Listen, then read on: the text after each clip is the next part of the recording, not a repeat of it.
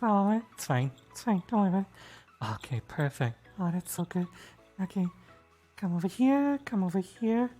And switch here. Wait, no, it's not shower time. That's still there from the last time we had to do an emergency stop. So, yeah. Hello, everyone. Welcome, welcome, welcome. Let me see who's here. Who's here?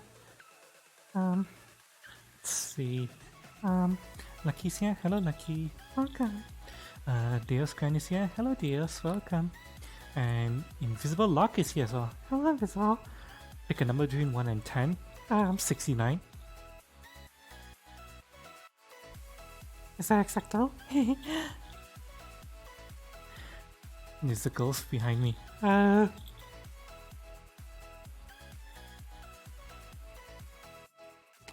Doesn't look like there's a ghost behind me. Also, wait, what the hell is that? Is that a...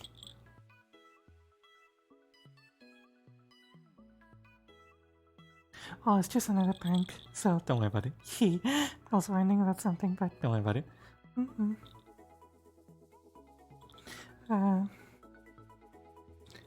Who is behind me? Did I ask who was behind me? I don't remember asking that. Oh, you mean that thing? Oh, okay. So, you see off the distance over there, there's a cave over there. And I thought I could use that cave for something later, but it turns out the cave has load limit and distance load limit and stuff, so yeah, it doesn't work. Don't worry about it. Also, free hug and kiss. Aww. Aww, okay, come here. Come here. Let me bring you close and give you a nice feathery hug. Come here. There we go. Come here.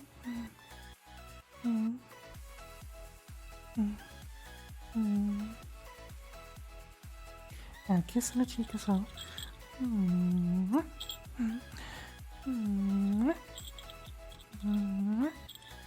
you go.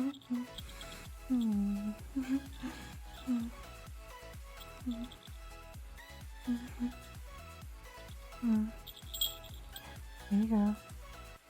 Hope you enjoy.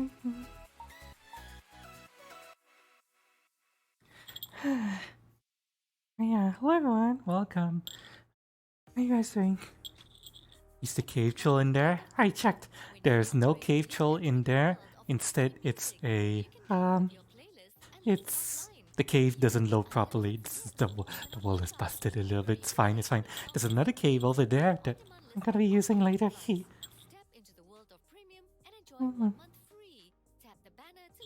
Let me see. What did I miss? I miss anything about it? Have a little time to stay awake. Aww, alright, that's okay, Lucky. Thanks for stopping by regardless. How's my day? My day is going okay. Technically my day just started couple of hours ago when I just woke up. I woke up like how long ago did I wake up?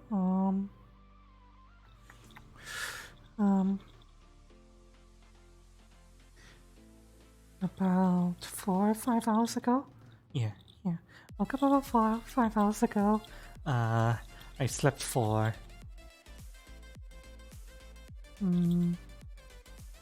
how long did I sleep for actually? Let me check. How long did I sleep for? I went to bed close to around 6. Woke up at around 8, so I slept for about 14 hours.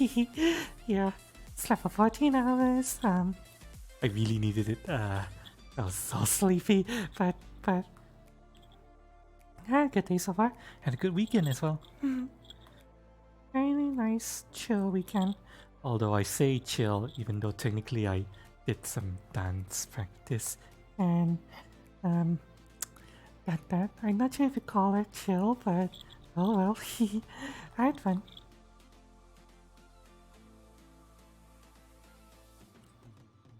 Can you borrow mine? Before I jump in, no, don't worry, it's gonna be quite a few minutes before I go into FF14 and do a little chat time first. So yeah. Hello, Maze. Oh, welcome. Welcome. How's it going? Waiting on laundry before I sleep. Jeans for tomorrow. So, oh wow, you're doing jeans laundry today, and you need to wear it tomorrow. Good luck. It's almost midnight. It is for you, right? Yeah. Are you sure it's gonna dry in time? It usually takes like an entire day for clothes to dry. Oh, I hope your clothes dry sooner. Started way earlier. Ah, I see. Alright then.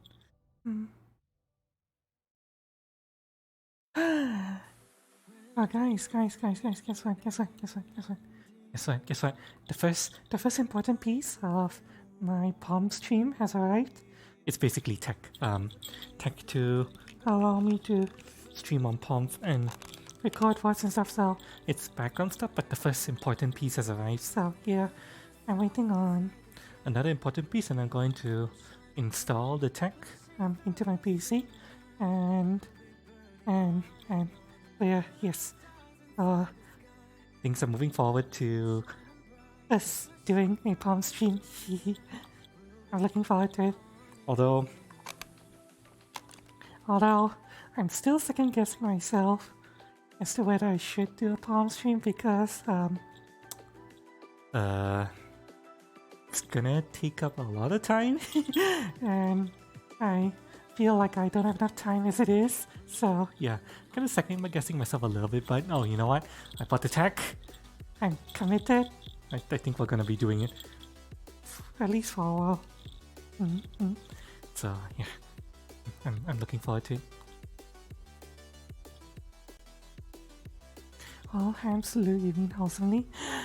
Holding hands? Chad, that's always lewd.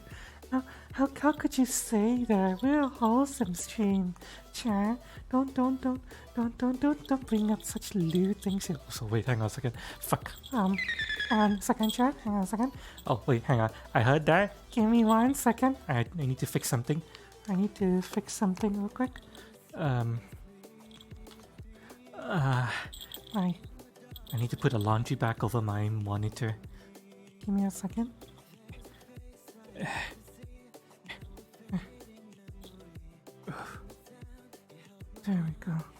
There we go. Yeah. Anyone who doesn't know, my monitor is reflective, and if I don't put a laundry bag over it, it reflects and causes me to lose tracking. So yeah. Learned it from me? What do you mean learned it from me? I'm wholesome. I'm the second most wholesomest streamer on Twitch. Yeah, look at how wholesome I am. Look at this face, Chad. Look at this face. Does this look like a face that would be lewd to you? Does it? Does it? Would I be lewd, Chad? The answer is no. Also, Blue VR. Blue. You wouldn't happen to be related to Blue Haze, would you? I know Blue Haze has a alt on Twitch. I think. I forget what the name was. Oh well. Thanks so much for the follow. Welcome to Listening Cafe. Hope you enjoy the time here. Welcome. Wherever you are. Yes, what do you mean, yes? What? No, I'm not lewd. What are you guys talking about? Look how wholesome I am. Look. Oh, I'm being wholesome, Chad. I'm not doing anything lewd right now, right? Right? So much capping in what sentence. What? What do you mean? I'm actually being serious. What does that mean? I don't know what that means. So much caffeine in one sentence. Yeah, I don't actually know what that means. Also, headpads? Aw, I love headpads. Want some headpads from me as well? How am I getting headpads? Well, I fulfill them.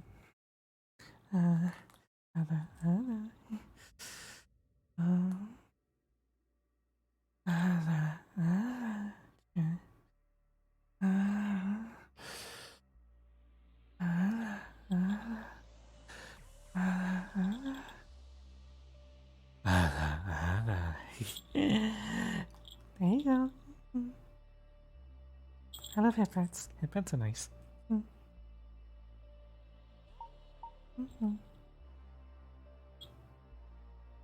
Means you have a bell on, so it must be awesome.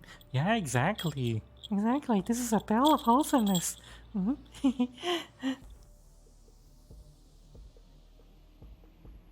Monka concerned? What do you mean concerned? What? What's that supposed to mean? What's that to be concerned about? Nothing, that's what. That's what, absolutely nothing at all. You guys are 169% safe with me. Yep. Yep. Just me, Chad. I'll take really good care of you. Oh, yeah. just, yeah, trust me. Trust me. Nothing concerned at all. Yeah, exactly. Nothing concerned at all. Hang on, I want to put us in a nice spot where... yeah, this is nice.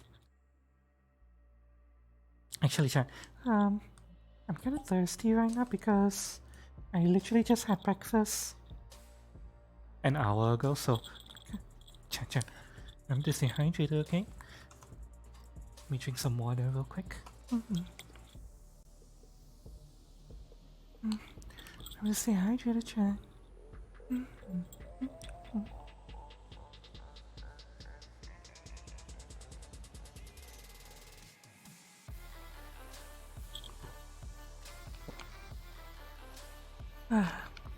And now, time for coffee. Time for coffee, Jack. Today's coffee is cafe au lait. I decided to have some cafe au lait today. Everyone, grab your drinks. Remember, it doesn't matter what you're drinking as long as you're here for the moment. It can be coffee, tea, beer, root beer, anything you have. Anything at all. Ready, Chad? Ready?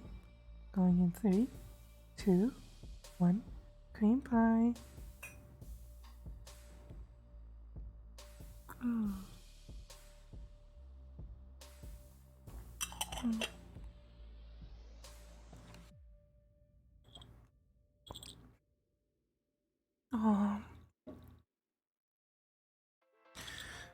Oh, that's good. I need to be extra strong today, and it's just right.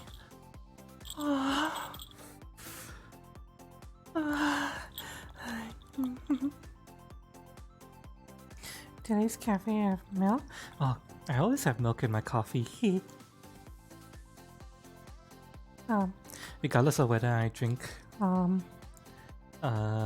cafe au lait or mocha, I always have milk in my coffee.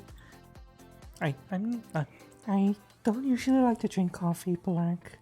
I usually like to put creamer in it. A fair amount of creamer, in fact. You know, guys. You know all those. You know, if you go to places like McDonald's and or any other fast food restaurant and you order a coffee from there, and the only thing they have for milk are like little powdered creamer packets. Or if you are in a hotel, then they usually have something similar. The only way for... Usually, I need to put 2 or 3 packs of creamer into the coffee.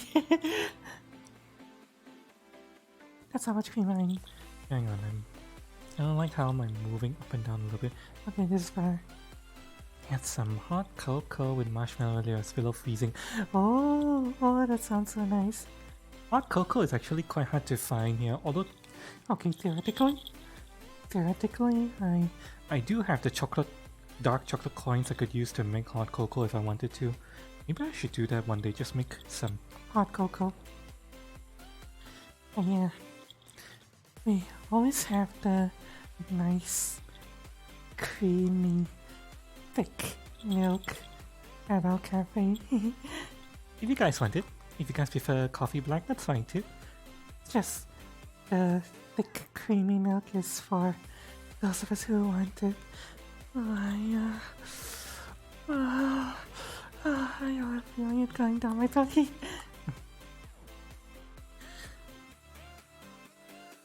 What's your favorite cream pie? Banana cream pie. I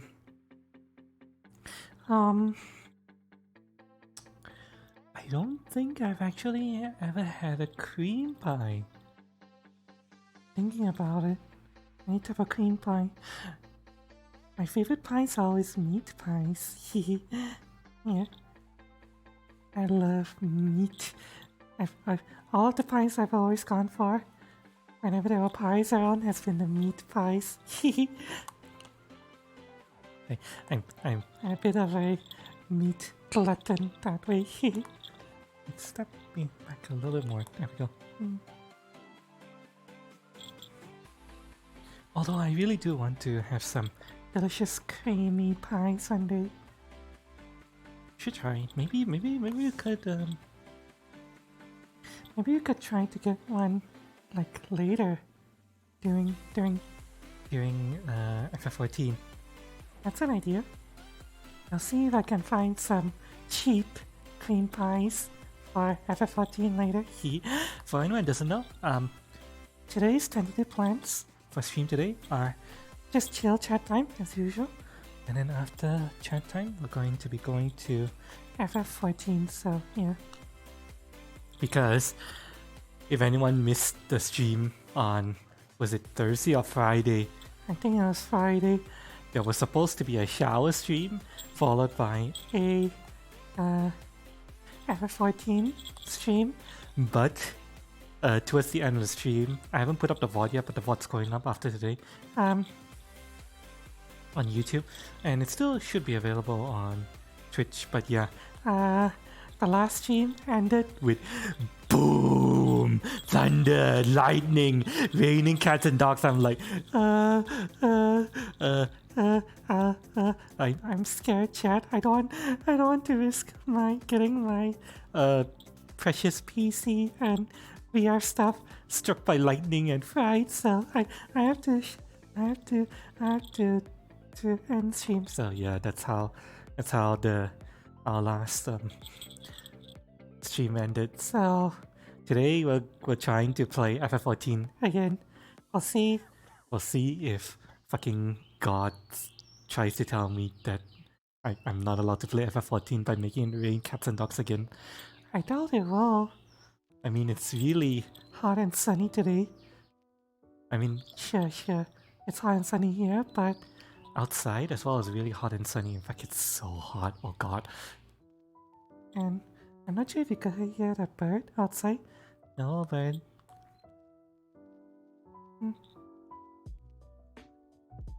yeah, really easy to make.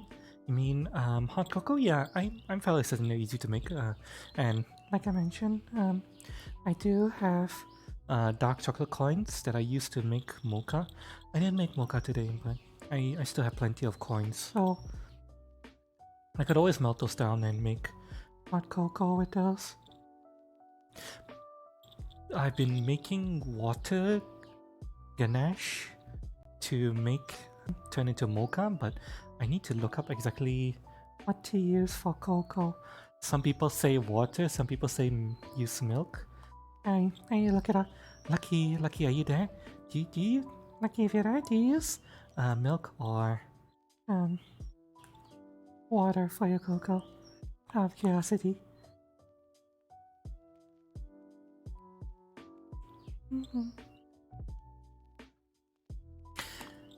I think the closest thing I've had to cream pie have been like, you know, those cream-filled buns, like cornets, a cream cheese bun. I love cream cheese bun. Cream cheese buns are so good. There's something else we've had. We have something around here called Roti Boy. Do you guys know what? Have you guys heard about it? Roti Boy? Roti Boy directly translates into bread boy. Hot water with some cold milk after marshmallows melt. I might make my hot cocoa without marshmallows, Although, would you say marshmallows are an essential ingredient for hot cocoa? Because buying marshmallows, that's something I have to go out of my way to get. I could, if I really wanted to. Could try to buy some marshmallows.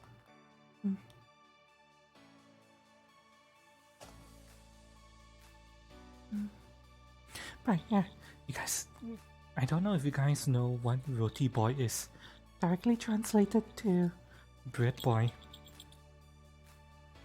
I can show you what I mean by Roti Boy. There's probably another name for this in different regions. Right.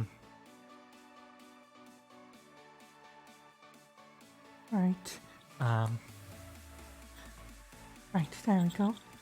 Very easy to find. Let me just bring you guys closer real quick. Turn this off. There we go. I have full control over the camera. Right. So, put you guys here and remove the mask and not essential, but you prefer them. I'll think about it. I'll think about getting marshmallows, but okay, check. This is Roti Boy. Roti Boy directly translates into Bread Boy.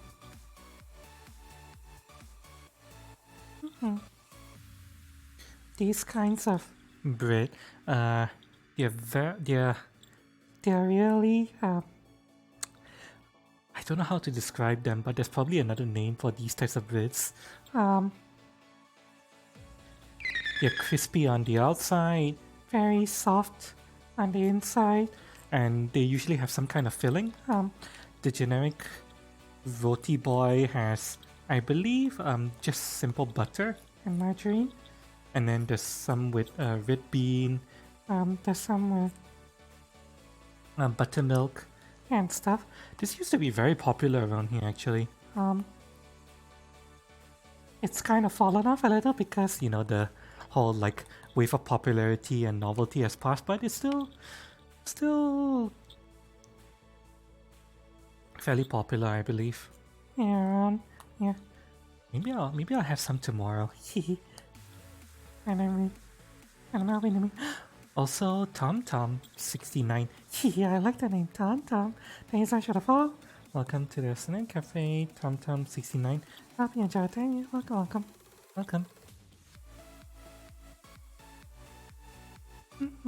But yeah, this is Roti Boy. Not seen filled bread buns here. It's I mean there are plenty of like, how do I even describe it? There are plenty of bakeries that do like cheese bun, cream cheese bun, sausage bun, things like that. But this is a very specific type of bread, and I know that there is a name for this that is actually descriptive of what type of bread it is, but I don't know what it is. I remember that I learned the name like years ago, but I forgot what it is. Around here we just call it Roti Boy because that's the name of the chain that popularized it. As I mentioned, Roti Boy directly translates to Bread Boy, so yeah. It's a fairly oily bread, to be honest. It's cooked. It's when it's baked, it's like covered in butter and margarine and stuff like that.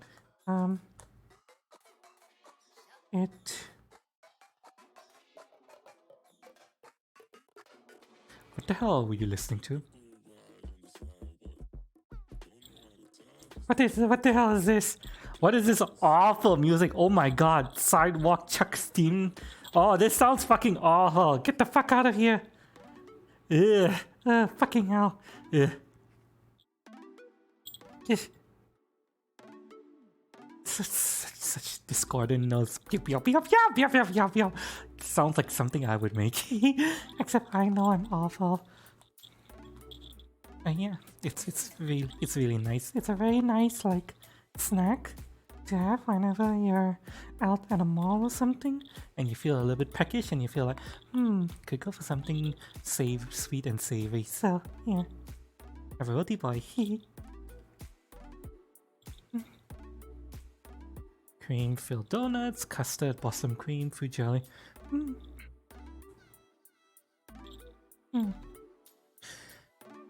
Yeah, I think I'm gonna go have some tomorrow. Yes, Rana doesn't know. I'm going on a date tomorrow. Me and my good friend Numi knows. My really good friend Numi. We're going on a movie date tomorrow. We're going to meet up at a mall. Gonna have some delicious food. Gonna watch a movie, and then I'm going to pull Numinos over to sit on my lap in the cinema and make him start riding me. I mean, no, I'm not gonna do that. we might actually get thrown into jail if we try to do something like that. So yeah.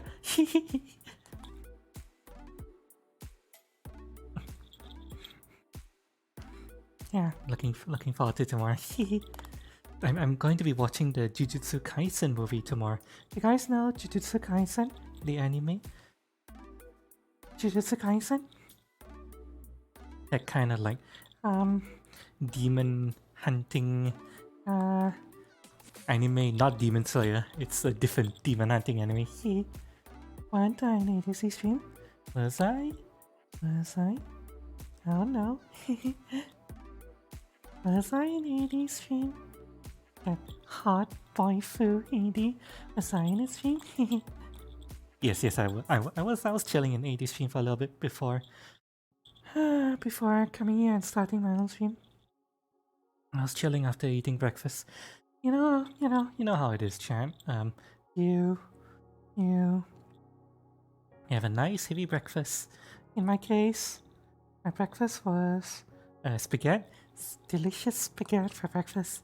I love spaghetti.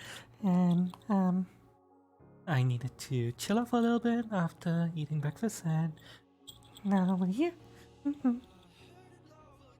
Going to unclog his drain. Kitchen sink, you gotta buy I mean, okay.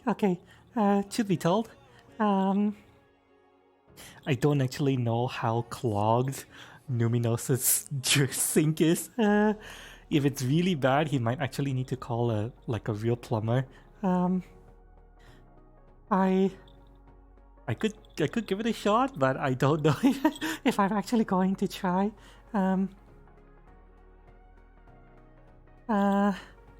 This is not the first time I've actually unclogged someone's drain. Actually, this is kind of like just This is speaking of a different one, not Numi. Someone else. I have a friend. A friend. I'm not sure how to describe her. Let's just call her the stray cat. Yes. I'm not talking about an actual stray cat. I'm talking about a person. But yes, we'll call her the stray cat. I have this friend who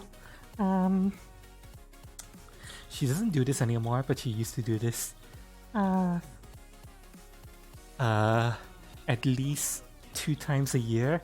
At least 2 times a year, she would call me over to her place and ask me to help clean her fucking apartment or house because she lives like in a fucking pigsty. You guys might think Chloe is disgusting for, Sakamaka Chloe from Hololive. You might think Sakamaka Chloe is disgusting for only taking a shower once a week. My friend is just as bad. So yeah, twice a year I'll have to go to her place and I would vacuum her floor, mop it. I think I did her dishes a few times. I washed the curtains a few times. There was once I did her dishes.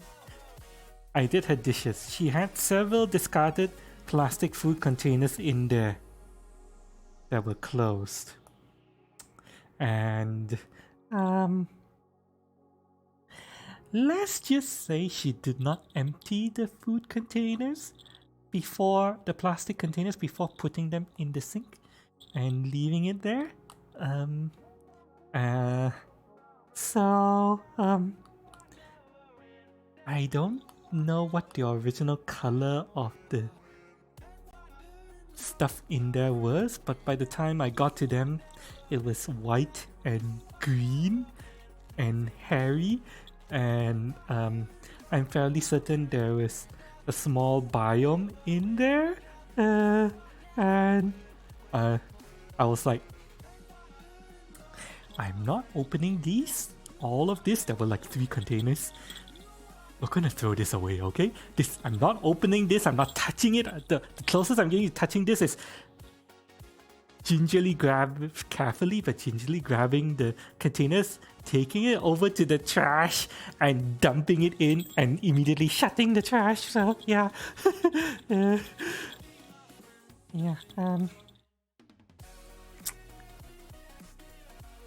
And you know the worst part, Chad? You know the worst part?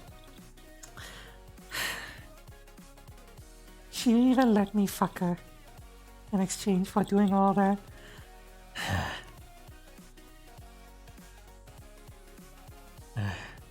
God damn it. The things I do for my friends. I mean, to be fair, Chad, I told her she in exchange for this, she has 2 options. She can repay me with her body, or she could repay me with food. She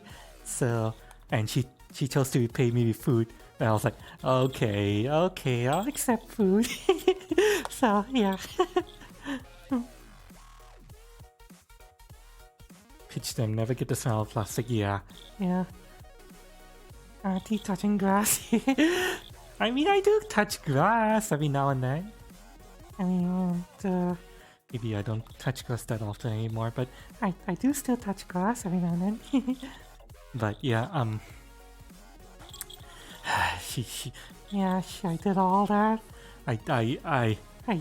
You know that horror scene where people go over to the sink and there's like a horror scream, ah! When someone who cares about cleanliness looks at the sink and sees all that food and stuff there. And I was like, ugh. Yeah, it was terrifying, Chad. I had to go and do that at a place at least 2 times a year. In fact, I did that even when I was in Australia. Oh god. Thank God she stopped needing me to do that now. But it took a couple of years. I think it took like 7 years of me teasing her and nagging her about cleaning up her own shit before she finally started cleaning up after herself. So yeah. Friends with not benefits, yeah. Oh, it's fine. Yeah, like I said, I offered her. And whenever I do anyone a favor, I offer them a choice. You can pay me with your body, or you can do something nice for me, like give me food. And everyone has opted to just give me food. So I was like, okay, I'll accept delicious food. So yeah.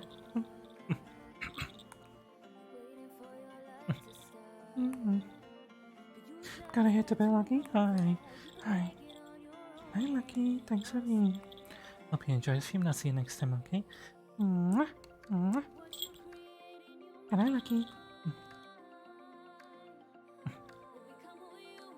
What are you talking about?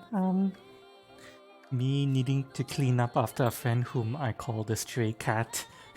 Because twice a year she would come to me and start going meow, meow, meow, clean my room, clean my dishes, mop my floors, wash my curtains, meow, meow, meow. And I'm like,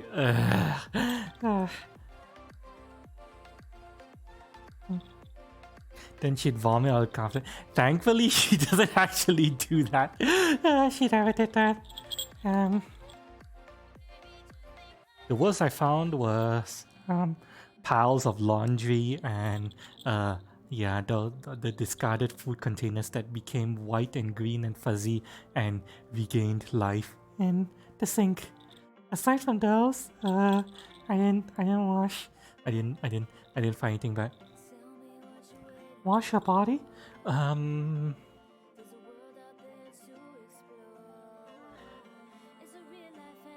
She doesn't let me do that. Although still, this still happens every now and then. It's very rarely, but still happens. She sometimes, whenever she visits my place, she'll just lie down like on the bed and be like, massage me, and I'm like, really? She's like, my back hurts, massage me. She would literally just be like, imagine there's a bed over here. She'd literally just like crawl down and lie down and be like, my back hurts, massage me. I'm so stiff. Oh, my shoulders are stiff. And I'll be like, yeah. She's like I say, like that's why I call her the stray cat.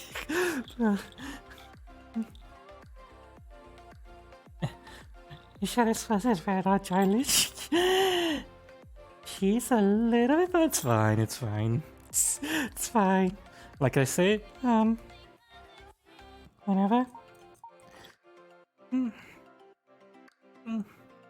I do something nice for someone like so, I always tell them, you can pay me back with your body or do something nice for me, like give me food, and she usually pays me back with food. So yeah.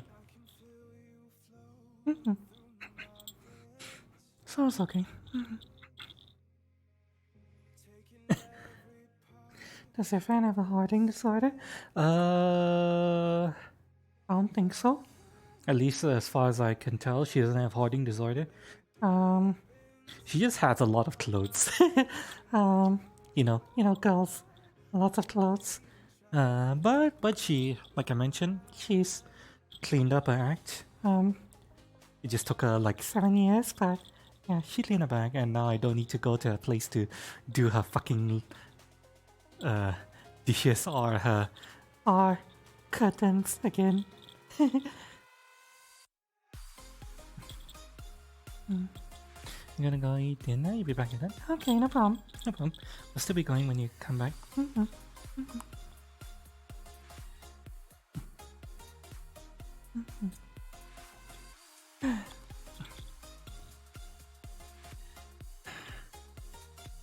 So far, I've done quite a number of favors for different friends, and none of them have ever said that they wanted to repay me with your body. Why is life so unfair, Cha? Why did they keep repaying me with delicious food? Not that I mind delicious food. Delicious food is so good, but why? Why did no one ever say I'll pay you with my body? Oh well. Oh, it's fine. Delicious food is its own, I like. Also hydrate? Okay, everyone. You see the hydrate? Everyone. Grab your drinks, everyone. Let me see, where's my coffee? Over here. Everyone. Grab your drinks. Remember, it doesn't matter what you're drinking as long as you're here for the moment. It can be coffee, tea, beer, root beer, anything you have. Everyone, grab your drinks. Going in 3, 2, 1. Green pie. Oh.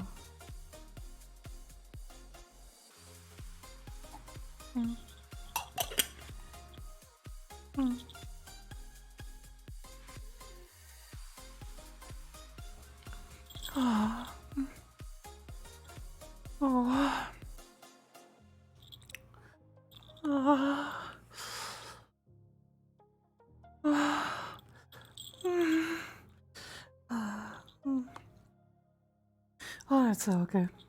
As much as I like mocha, every now and then I feel like having cafe au lait because cafe au lait is a lot smoother, easier to swallow. It's a lot less creamy. Sometimes, I feel like I want more coffee that goes down easier.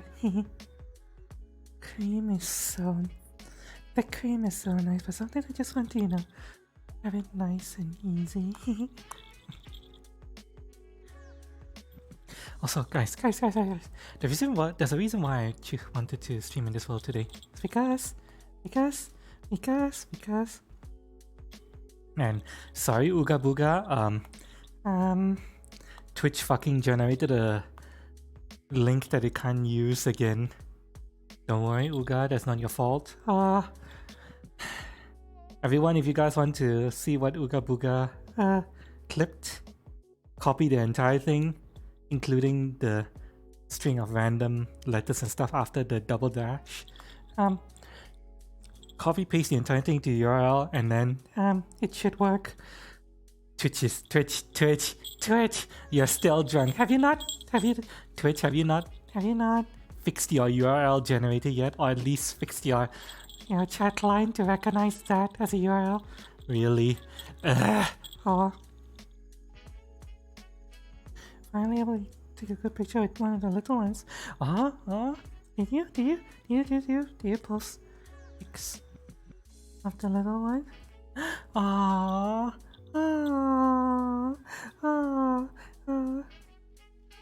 Okay, one last thing to look at before we go into DnD Story Time chat. One last thing. If anyone doesn't know, our good friend White has a bunch of cats now. Some strays that were taken in and adopted by him and his family, and specifically the mommy cat. There's a mommy cat who is pregnant, and she gave birth to some adorable little kittens. So, here we see some little kittens. Aww.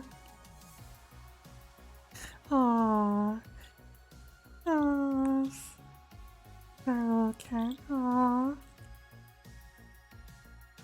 Look how cute she is. Aww.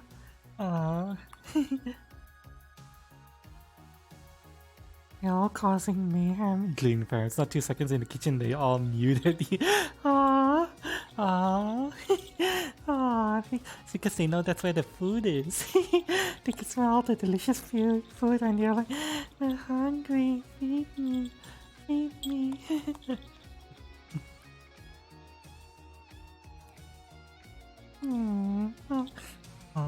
I've always loved cats, chat. I always wanted to have cats, but unfortunately, one, my parents don't like cats, and two, I know I'll be a really awful owner.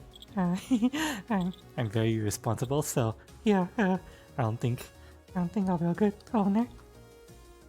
But I've always wanted a cat. Cats are so cute. Also, I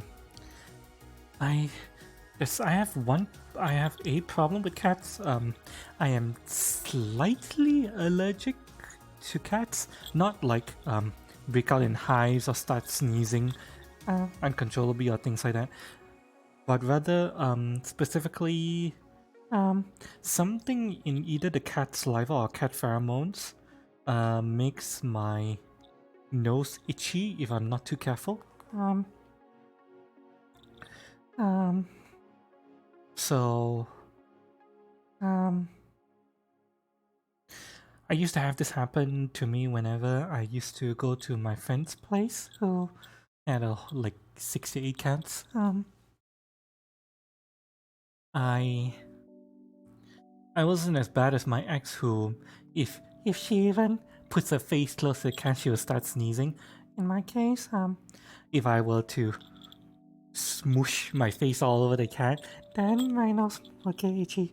Although to be fair, maybe eventually my my body would get used to it, but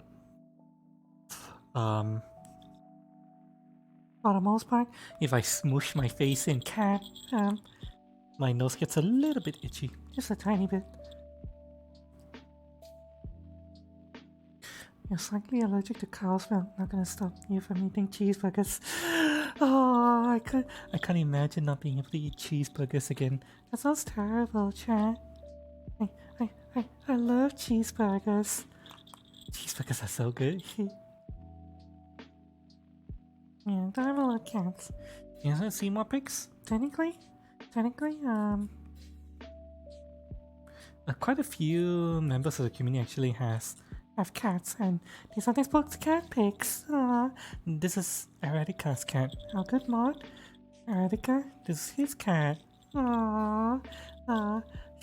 He also says that this is a little monster who runs around and keeps destroying stuff. Hello, Kylon. Welcome. How's it going? You have to stop having ice cream and milkshakes though. Oh, that's unfortunate.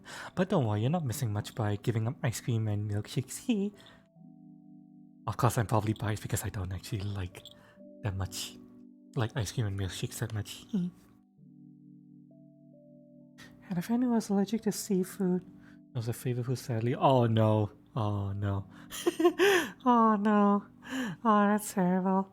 To be allergic to the food that you really, really like. Oh, sometimes life is just cruel that way. Let me see if I can find more cat pics. Cat pics? I want to look for pics of kittens with mom.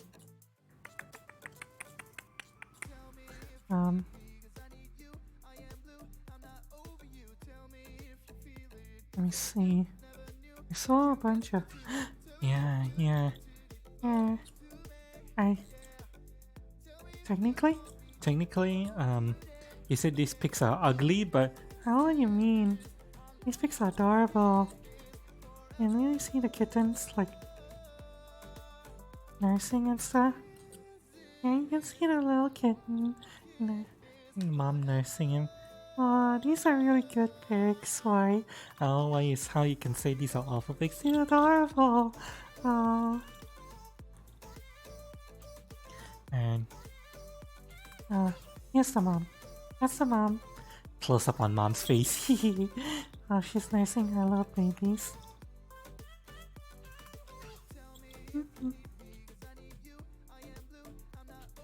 Aww. They're so adorable. Aww. Aww. Aww. I know it's making me want to have cats, but nah. I'm a really horrible. I'd be a very horrible pet owner.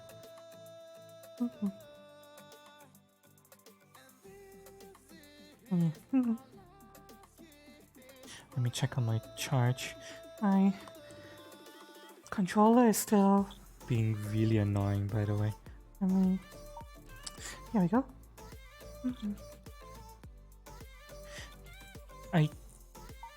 I'm still trying to figure out how to force my controller to charge fully.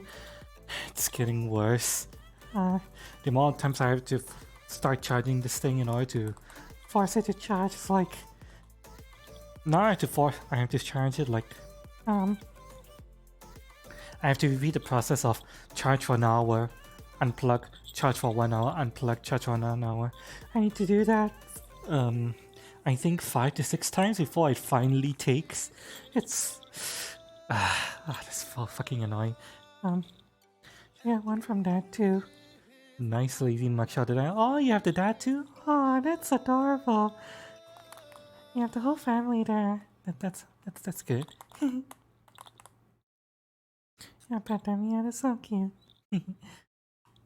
Also, someone mentioned wanting a kiss.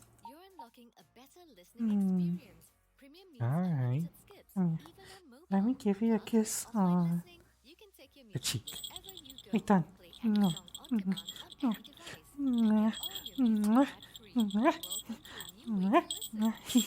There you go. Kiss on the cheek with tongue.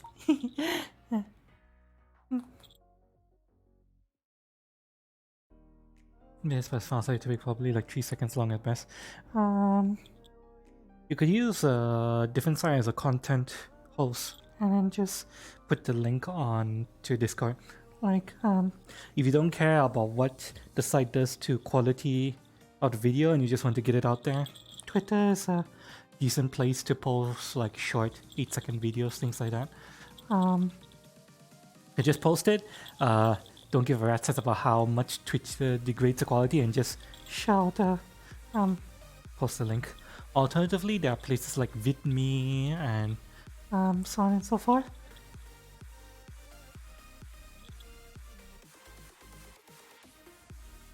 Dadcasts don't usually stick around all that much today. Though depends on how the family makeup is. If it's a sort of like a single big family unit, the dad can stick around. The dad doesn't really take care of the kittens much, at least during the initial nursing period. But once the kittens start getting bigger and they're strong enough to, you know, explore around, then the cat can be introduced to the kittens, and the dad can take care of the kittens, play with them, watch them, things like that. It's usually only the mom cat that takes care of them for the first couple of weeks or months, and after a couple of months, the dad cat comes in and helps out. That's how it works.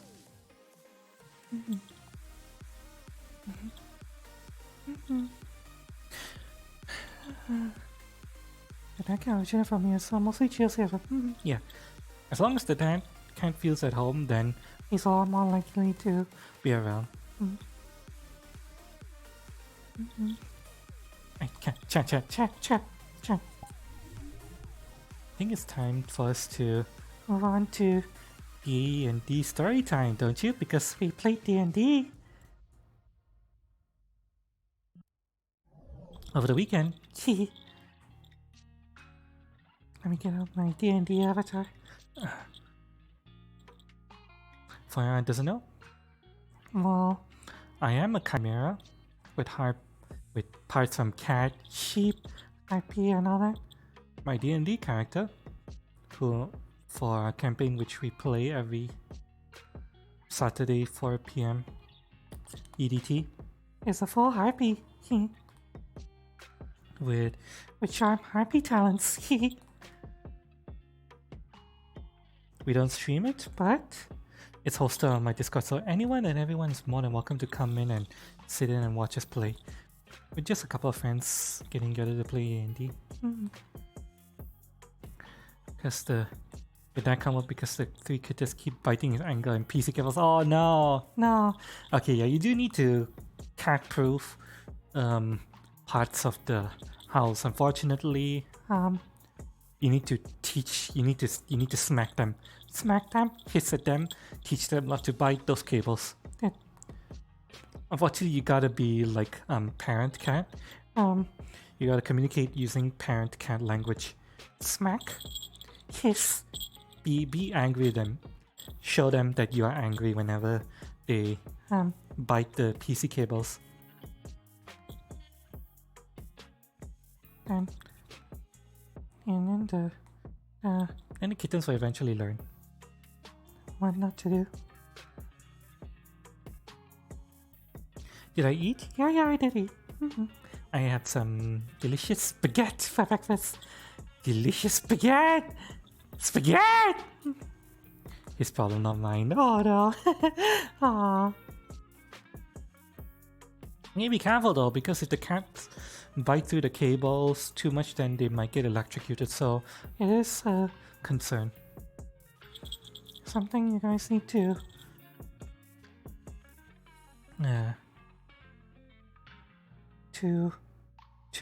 it's a behavior you guys need to make sure to put a stop to, because otherwise an accident might happen in the future.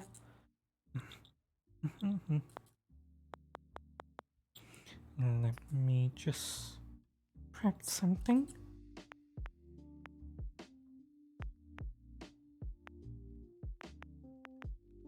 There we go. Hi, chat. chat. It's time for DnD Story. Time for a recap of our D&D Isekai adventure thus far. This picks while they oogle back at me. Aw, make sure to take good care of them, okay? Right? Don't be like me. Don't be irresponsible pet owner like me. Right, so when last we left off, a party. Actually, I have some music I'm thinking of playing with this.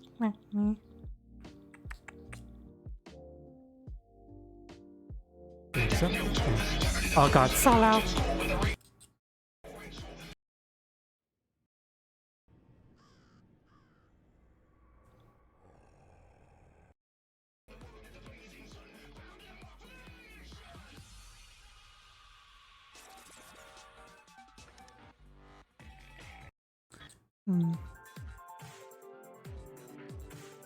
You know what, this is a little bit too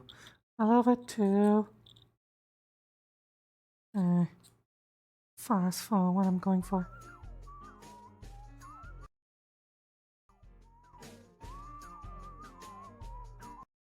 Yeah, this is more like it.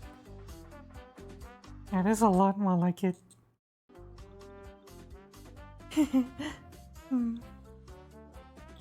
Let me know if the audio if the song is too loud or too soft. I can change it. Having music for the theme now. Sorry. Okay, so we return to the party. It's late and I don't mind the fact that this is daytime. Sadly, there's no time control in this world. It's nighttime. The party had just wrapped up a pitch battle. Our horses that were panicking were... I was coming down on horses who were panicking because our party had just been attacked by a what's the word I'm looking for? A pack of hellhounds. Yes, a pack of vicious hellhounds. Terrible, vicious hellhounds. We were able to defeat them fairly easily though, thanks to the fact that our party, despite the fact that we've been traveling through the countryside, our party hadn't encountered anything throughout the day, so when we were camping, we were still fresh, ready for battle, and we basically threw everything at the 13 hellhounds and they all got annihilated. None of them survived. All the hellhounds died. We gathered ourselves and the party decided to go back to sleep for the night. Although our halfling White Jackal, our strange halfling fighter, wanted to collect pelts and meat from the hellhounds, so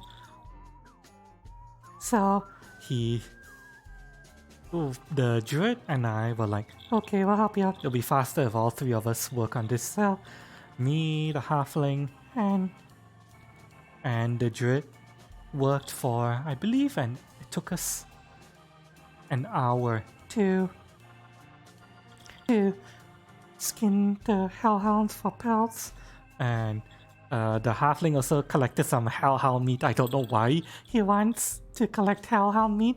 Hellhound meat was described as tasting like burnt charcoal and ash.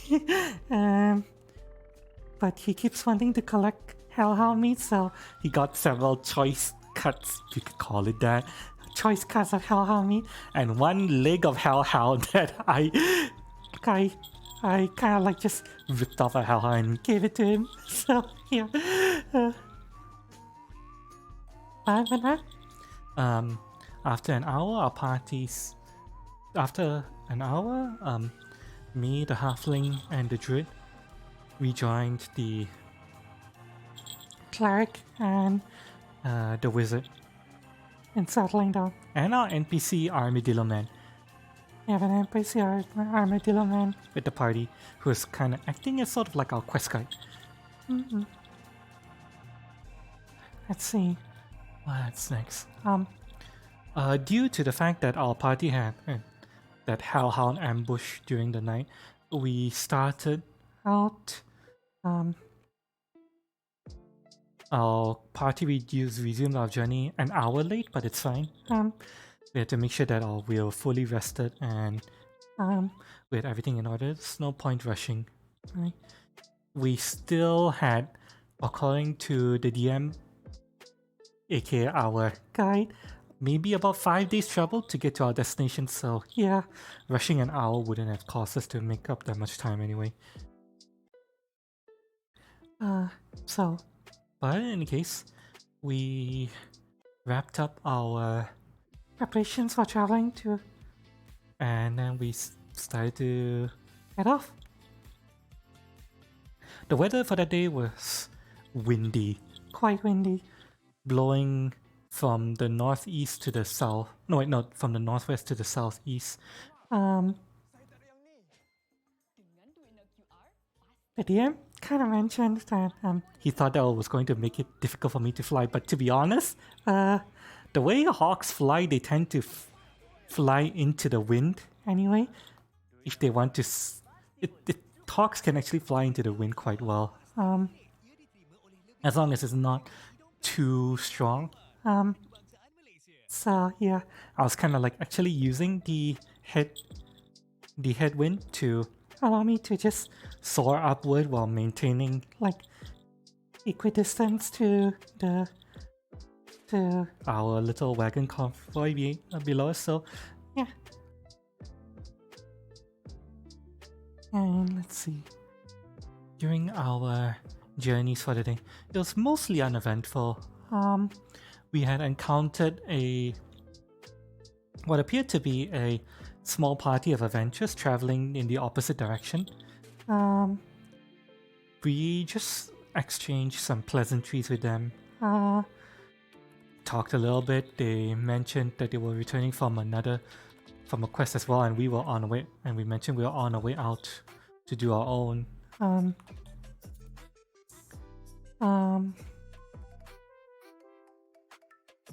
Nothing much of much import was said. It was just a fairly innocuous encounter. And then we just said our farewells and passed by each other. Just fine.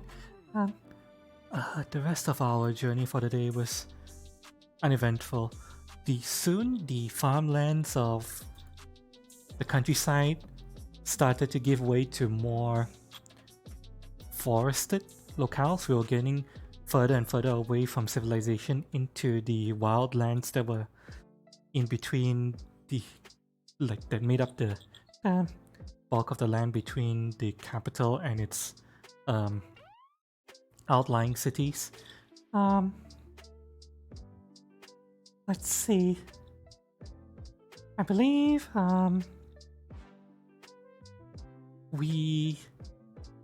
by the time the sun was starting to get low and we were starting to think we should find a place to camp soon. The scenery around us was what could best be described as an abandoned farm, kind of. The scenery around us looked like it was like the edge of the road was lined with fruit trees, like apple trees, pear trees, things like that. But the forest had already started to reclaim the land that was clearly abandoned.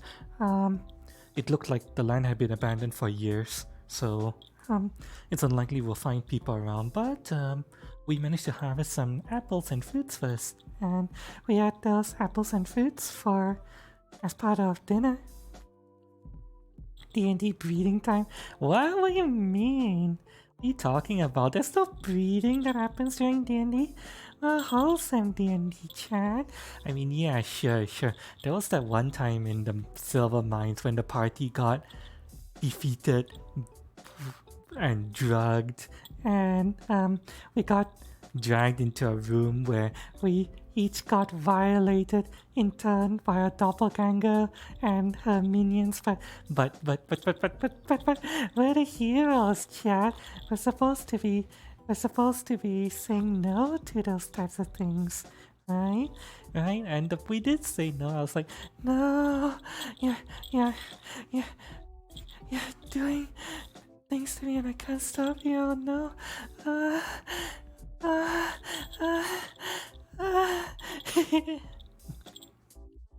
Steppies? Right, steppies. You really like harpy steppies, don't you? Like with harpy feet. So here you go. Here's your steppies. Step. Rake. There you go.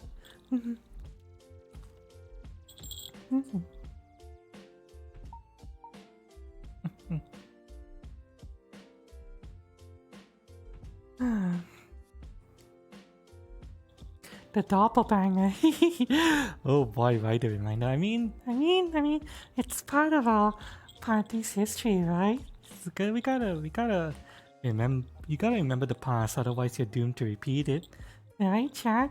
We keep remembering it so that we don't repeat it again in the future, right?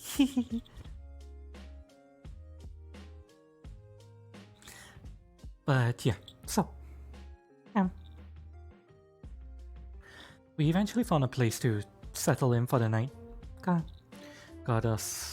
We had ourselves a nice dinner, made some... The wizard made some stew, as usual. You know, whenever you're traveling in a fantasy setting, medieval fantasy setting, the most common foods to have along the trail are stews, whatever meat you can bring with you or hunt, spiced up with any spices you might have collected along the way, and thickened up by some hardtack. Just drop some hardtack into the soup, and the flour thickens up the soup too quite nicely. So yeah, and some delicious meat stew.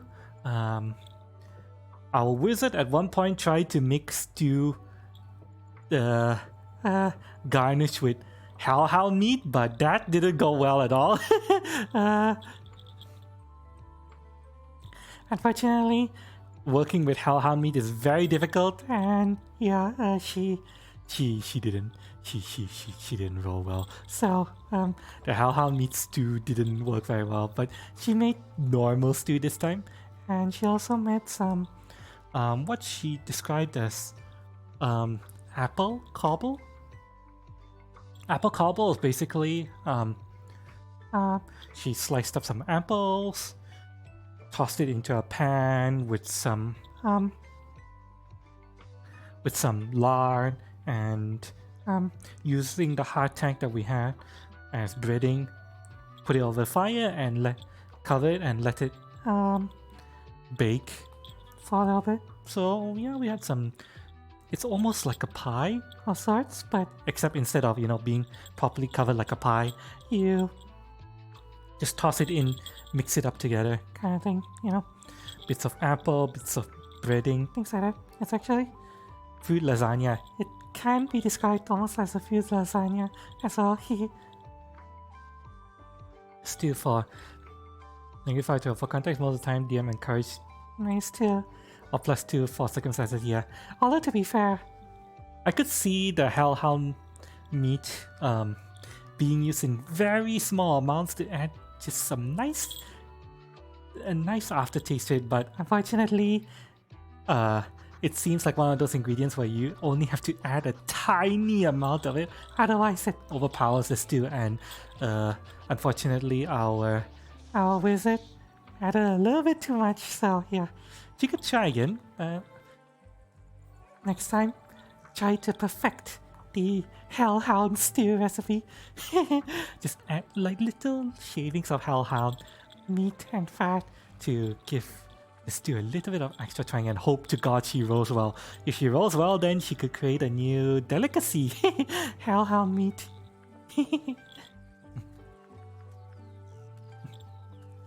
Easy as taking head from a mugger. What do you mean? Taking head from a mugger? What do you mean? Yeah, I actually don't know what you're talking about. I'm sorry, I'm sorry. I don't know what you're talking about. But yeah, so after our full dinner, our party settled in for the night. As usual, we had our magical dome hut that obscures our campfire from the outside. It's basically a sort of like a giant black dome that we sleep in, and you can't see outside from the outside in, but we can see from inside out. So that way, our campfire doesn't like attract anyone looking to raid people who are camping out in the open, things like that. Although theoretically, if anyone were looking for us, they could find our horses and carriages because we can't fit them all into the tiny hut, but at the very least, we're still harder to spot at a distance, you know, because the easiest way to spot someone at long range at night is campfires. Campfires stand out like a sore thumb in the night. Looking at how me they that hard, just don't eat it. I'm actually kind of hoping that our wizard continues trying to make something out of our hellhound meat. I'm sure that's something you could do with it. I mean, just use it as like I said, little bits of hellhound meat as, you know, extra spice, or like maybe use the fat or something. Agent for cooking by alchemy. Fire resist potions, fire breathing potions, and a few things. Possibly. Something that you might suggest to our wizard, because our wizard is our alchemist. In addition to crafters, so yeah. Actually, wait, no. No. The alchemist is the cleric. Or is the cleric the herbalist? I keep forgetting. No. Our alchemist is the our alchemist is the wizard, and our cleric is the herbalist. Sorry. Yeah, Pram Brewing is a good one. Oh. Our halfling, our Darth Maul halfling has a plan. Yep.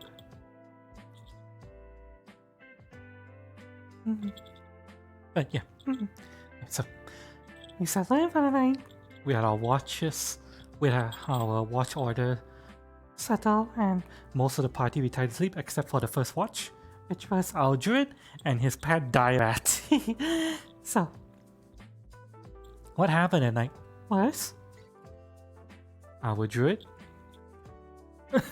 It was in the middle of his watch, just, you know, keeping a watchful eye out, listening for any suspicious sounds, relaxing, and his dire rat pet helps him out with that. Cute little dire rat. And then, at some point, he suddenly heard something coming from the west of us, very distant. What appeared to be a voice, humanoid voice. That sounded distressed. Sometimes it sounded like a wail, but it was very, very distant, so he couldn't really make it out that well. Jill was like, that doesn't sound good. Thankfully, the druid decided to wake up the rest of the party. He roused us from our sleep and informed us that he hears something off in the distance. And after we listened to our voice, we could hear it as well, but we had no idea what it was. We were hesitant to journey out into the dark because, one, we had no idea what it was. could be a trap. And 2, if our wizard leaves the AoE of our tiny hut, it disappears. And our wizard only prepared one casting of it. He couldn't cast it again for the rest of the day. So we didn't know what we truly wanted to do. In the end, it was decided that the druid decided he was going to turn into a cheetah and scurry on out under the cover of darkness, using his cheetah senses to try to see if he could figure out what's happening. The rest of the party will stay on alert at Lima's tiny hut, and if there's any problems, he'll either run back or start screaming or whatever. He'll let us know. Joshua is good. I feel like I've seen that name somewhere before. Didn't you follow a while back? I feel like I honestly feel like that's deja vu, like I've seen that name somewhere before. Oh well, thank you so much for the follow. Joshua is good. Welcome to Hustling Cafe. Hope you enjoyed time. You're welcome. You arrive in the middle of DnD Story Time. You love traps? Hello? I'm glad you found me then, since you love traps. Alright, so our druid went skulking out into the night in cheetah form, heading towards the source of the sound. Eventually, about quite a ways away, about 1,000 feet, maybe give or take, if he found the source of the sound. It was, or more like, the source of the sound that was being dragged along by... Okay, the source of the sound was... appeared to be a man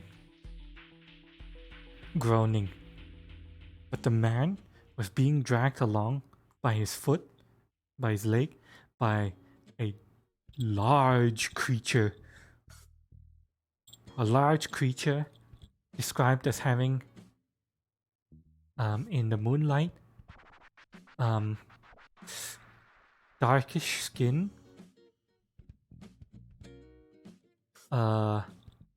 more with tusks, red hair with spikes sticking out of it, and glowing red eyes. Otherwise humanoid, and the Jew was like, "What the fuck is this? I don't know what this is." But the creature was dragging along this large creature was dragging along this human male along the ground who was groaning, and the druid figured out what was causing the noise. And he was like, okay, and then our druid did something I'll describe it as rather silly, but the druid decided, I think I'm going to try to rescue the human alone, so the druid shifted back from animal form back to human form, make sure to try to stay hidden in the brush. And then he casted, I can't remember what the spell was, but it was, I don't remember what the spell was called, but it basically changed an area in front of this monster into like prickly, thorny vines. Spike growth, right, that was it. Yeah, spike growth. Prickly, thorny vines in front of the monster. And the monster was like, stomp, stomp, thorny vines, thorny vines. The monster just picked up the human and started raking the human across the ground in front of him, using it almost like a brush or something, and the human was like, dead. And the Jew was like, whoops. And this monster just kept trying to use the poor dead human to sweep up the thorns, but he couldn't, so eventually like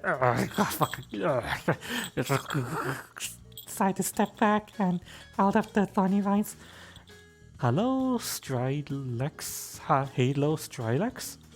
Halo, Strilex. Thanks so much for the follow. Welcome to the Cinnamon Cafe. Hope you enjoyed it. Welcome. There's a slide outside. I time to double deck the group and get everyone. Yeah, but sadly, your gamble didn't pay off because the monster just killed the poor human. And then the monster like, oh, what the fuck was that? The monster wasn't talking, but it was more like, what the fuck was that? There's someone playing a trick on me, looking around, and then suddenly he looked at the druid. He spotted our druid, and then our druid was like, "Beep."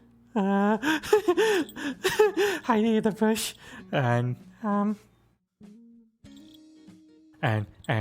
as the monster was stepping up to the druid, scowling and face full of rage, the druid could see the cuts at the monster's feet from the thorns slowly healing as he was walking up, and the druid was like, "Oh God!" Yeah, it was a very Monka-ass moment. Yeah.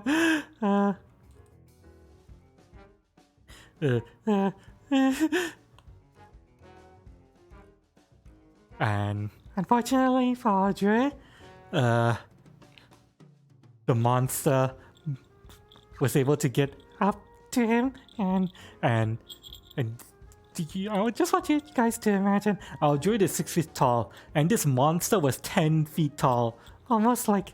So imagine you guys are like down here, and you see a monster just stomp, just coming up to you and being all angry and shit, and you'll be like, "Eve."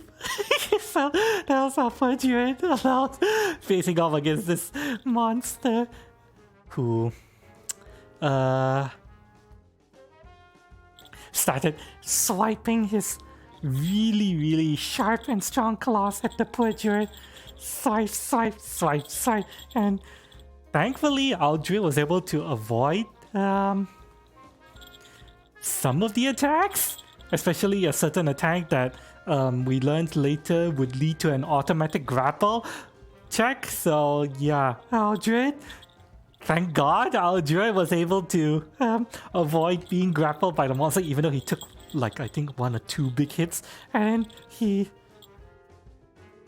was like, "Oh God!" transformed back into Cheetah and zoom ran away. he was basically ran away, fast as fuck, ran away. Yeah, gotta go fast, pretty much.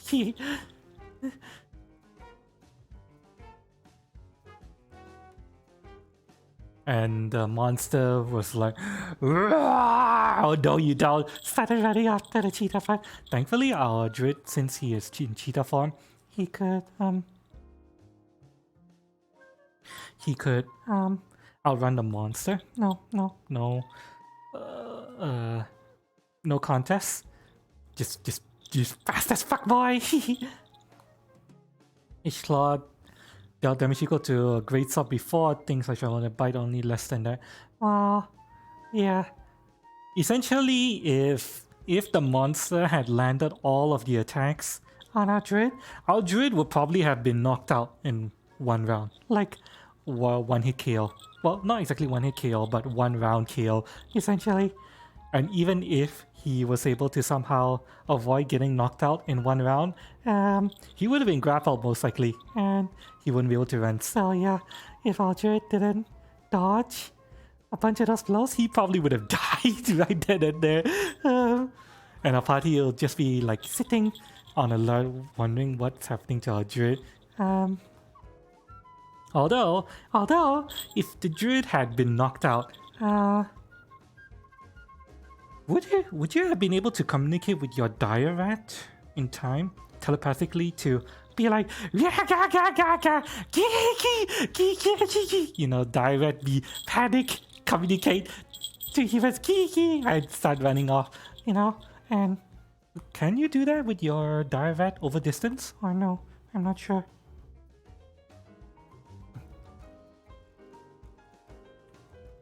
But either way, it's a good thing that Audrey was able to get away.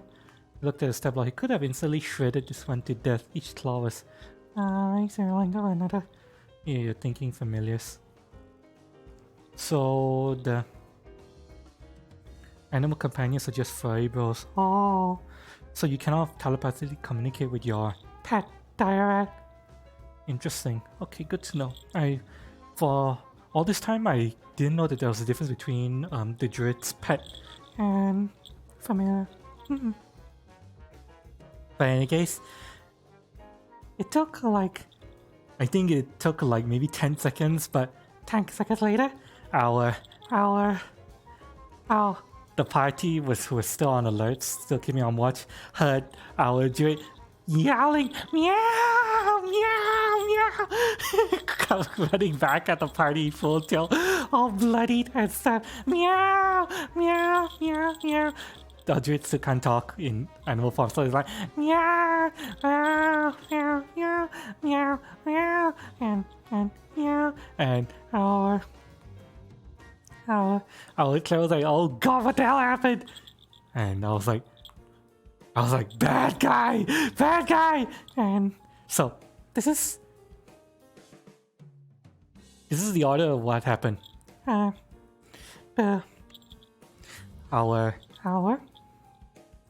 Our druid came back, meow, yowling, meow, meow, meow, and our cleric killed the druid. Oh. Shoo, thank you for bidding. Meow, meow, meow. And our cleric healed the druid. Our wizard is like, okay, there's something's going on. Immediate haste, and then I was like, I took a look at the druid. I was like, bad guy, and I veered down, and before I was able to take off, I suddenly felt a wave of pow magic flowing over me. Haste, and followed by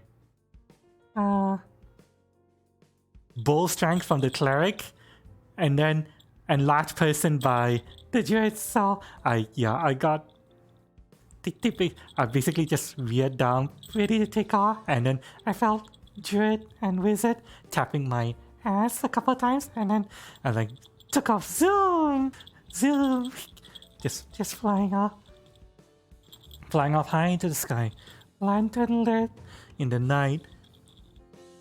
Basically, I was a search. I was air support. I was like a search helicopter flying straight in the direction that our poor druid came from, running for the monster.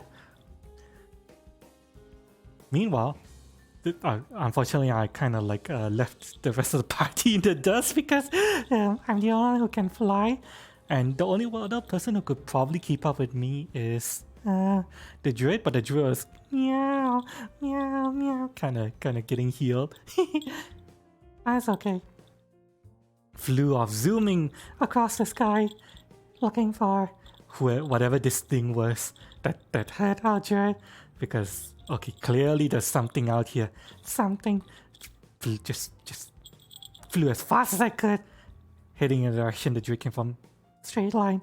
And then eventually I was like, wait. 10 seconds passed. I was flying above the trees, but close enough to the ground that... Wait, high enough so that I could avoid impacting trees, but close enough to the ground so I could... my lantern light could at least still, project some light onto the ground so I could scan the ground. And I was like, what? I figured I would have seen whatever it was that caused our druid such harm until now. Where the hell is it? I ended up having to fly around in a search pattern, which kind of slowed me down a little bit and allowed our druid to catch up. So, how do you imagine a harpy flying high in the sky, flying around in a search pattern looking for some creature that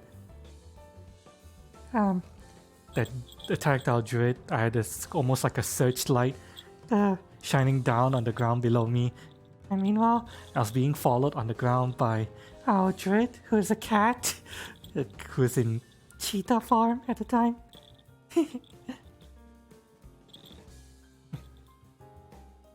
And meanwhile, the rest of the party was just jogging, huff, huff, huff, huff, trying to catch up to the two of us.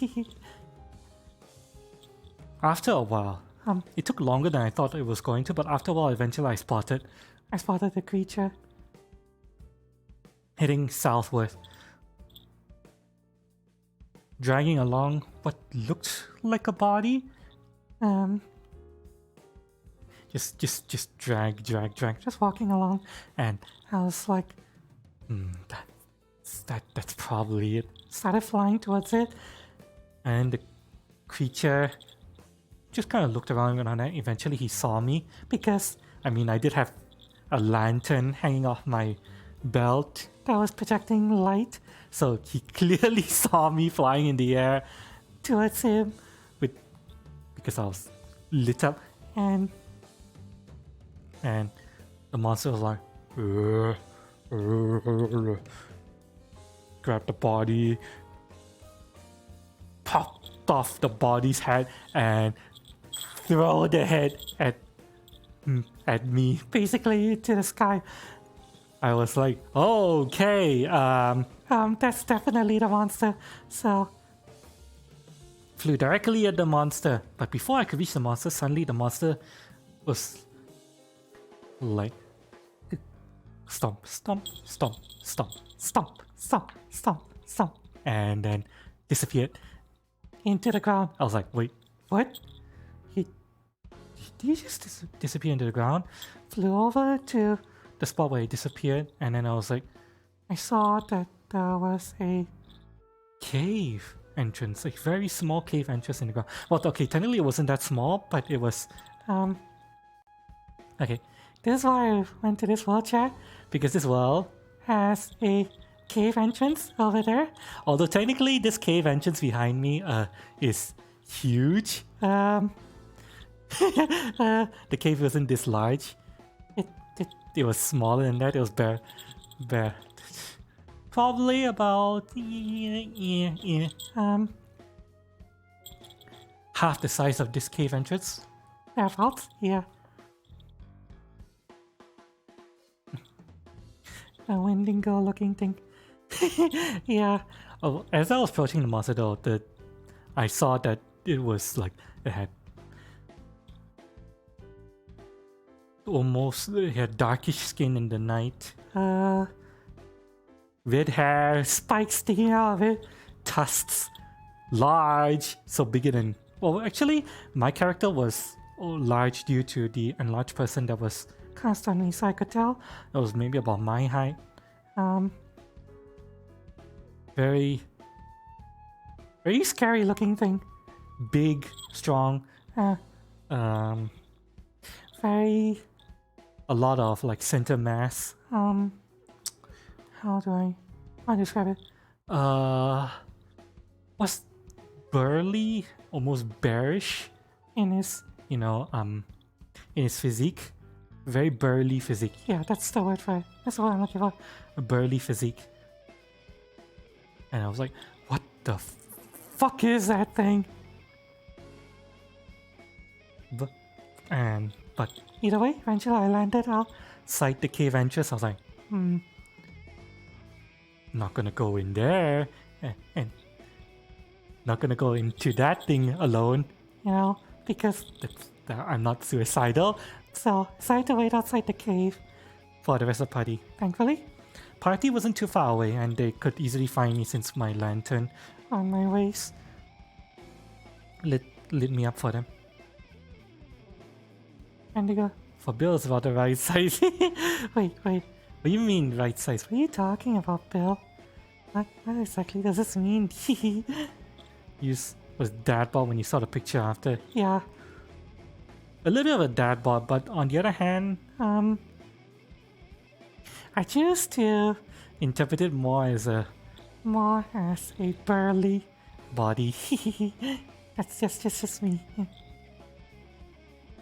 But yeah, our party gathered up just outside the mouth of the cave, and we were like, okay, whatever this thing was went in there, and the druid described for us what happened.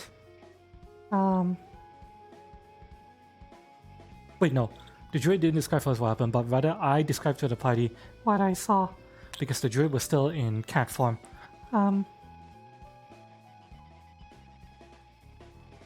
And basically, darker skin, red hair with spikes, tusks, burly body, large, so my height, when I'm affected by a large person. Beelzebub does enjoy cutting down tall ones. Good enough, he's so short. Oh yeah, that's true. I mean, if you mean that you're the perfect height to cut off his knees, then yeah. Although for large opponents, I would say you are more like shin height rather than knee height. Bill, you'll be about this tall for a large opponent. You'll be down here, and then you'll look up at us while we tower over you. And this is actually a good image for you guys to keep in mind later, because something happened very soon. Our party was like, okay, we have to figure out what this thing is. We're going in. Bill and our armadillo man went in ahead. Well, they took the lead ahead of us. They were walking along. Suddenly, out of the corner, around the corner, the monster reappeared and charged Bill. And Bill was... Imagine a monster suddenly... Imagine you're down here, and then you suddenly see a monster burst around the corner, and be like, "Rawr! Rawr! Claw!" And yeah, you know how the druid was kind of like this earlier. With Bill, it's even worse. With Bill, it's like that. Bill would be like, eek, yeah. Alpha halfling fighter Bill looking up at the monster while the monster towers over him. Kinda like this. Yeah. Although unlike our druid, our Bill, our halfling is actually a fighter, so our Bill was actually able to avoid everything, all the attacks. Although, when the monster attempted his attack, we saw that the monster, not only was the monster able to launch a big charge attack, it was able to like attack multiple times on a charge, which is a very it's a very specific ability that very few monsters and characters have, and that monster had it, which means the monster is insanely strong.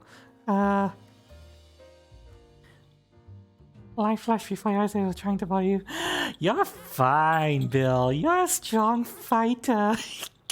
A halfling fighter. Frontline halfling fighter. I know that a Darth Maul halfling frontline fighter sounds really strange, but that's our Bill. That's our Beelzebub, played by White Jackal in chat. Something isn't right though. Why is... Chat, could you say something in chat real quick? Anything. Something doesn't seem right.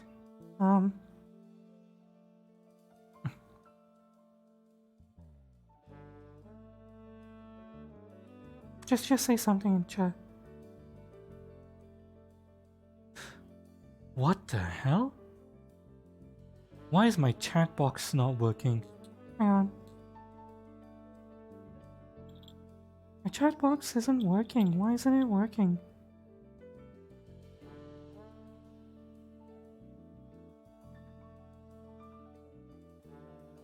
Something's not right. Maybe I'll check in on it later. There's only a chat box there, but for some reason it's not working. I don't know why. But yeah, I'll check on it later. Maybe there's something wrong on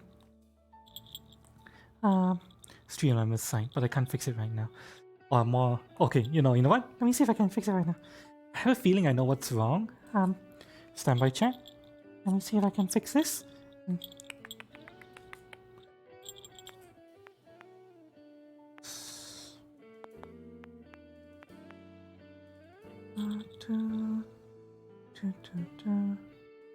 Log in my Twitch. Let me see if I can see a problem over here on the Stream Elements site. Overlays.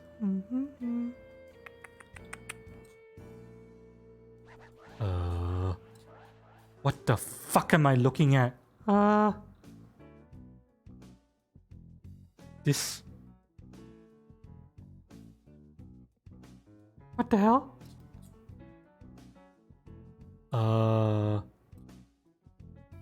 My overlays? Okay, let me see. Chat, could you say something in chat again? Just real quick? Something. One more time? Say something in chat for me. Something. Cat. It's working on the website itself, but not on stream. Hang on. Reload overlays. Let me see if this makes it.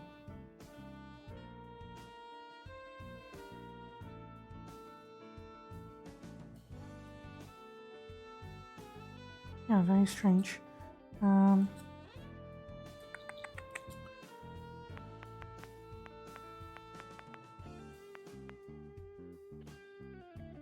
Oh, now it works. Okay. I don't know what happened to my overlay just now, but apparently it didn't refuse to work. I don't know why. Yeah, now it's working. Okay. Damn, it's been broken since the start. Oh, well. It's fine, we fix it.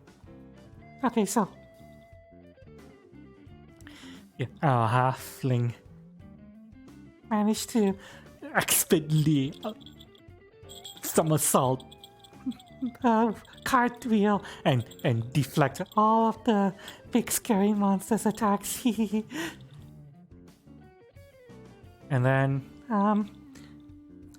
they started fighting it like in this tunnel. This technically doesn't really illustrate what I want. I need to find a really small section of the tunnel.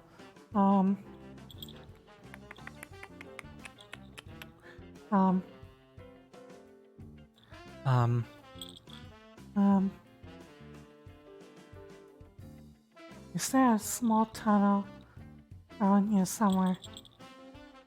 Come on, give me a small tunnel. I need something small. Small tunnel. Hello. Small tunnel. Do you have a small tunnel for me? A small, like, pathway I could use? Get. Okay, this kind of works somewhat. Somewhat, but not quite. Come on, is there no small tunnel around here at all? Any small tunnel? Small tunnel? Small tunnel? It's a really nice map, actually. I didn't really fully explore it earlier, but... Small tunnel? Small tunnel? No small tunnel? Damn, no small tunnel.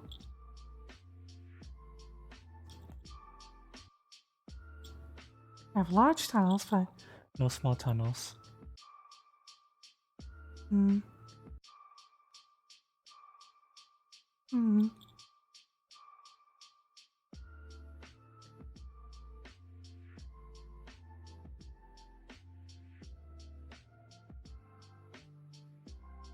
Yeah, this is the edge of the wall. Sadly, no small tunnels we can use to illustrate what I want.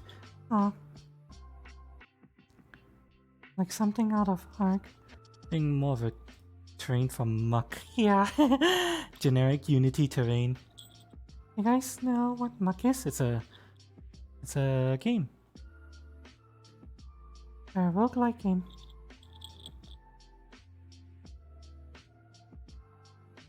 Yeah.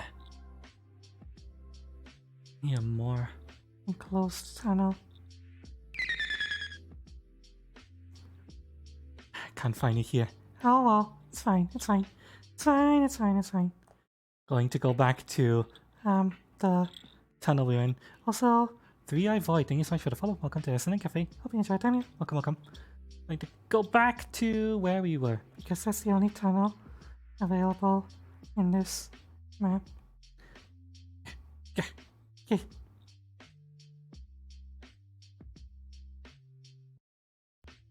We actually have a really nice pool scenery around here, but that's not what I need right now.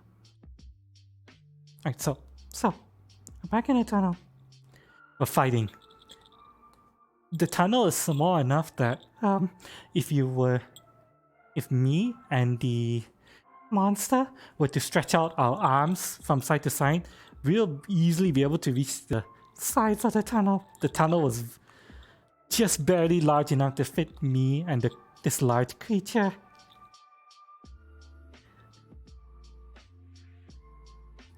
Make fine, my friends, also fine. Found out high ping equals great combat. I would never play it, actually. Wait, no, you mean Muck? Muck is...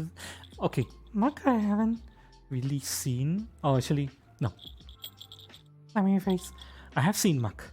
I have a friend who played it a fair amount, but I don't think it's the type of game that I would enjoy playing. But in any case, yeah. Pitch battle started in this cramped tunnel. Well, it's cramped for me and the monster, not cramped for everyone else, because for everyone else they're all smaller than us. But yeah. Bill, let me see. Pitch battle started. Cleric. No wait, what happened first was that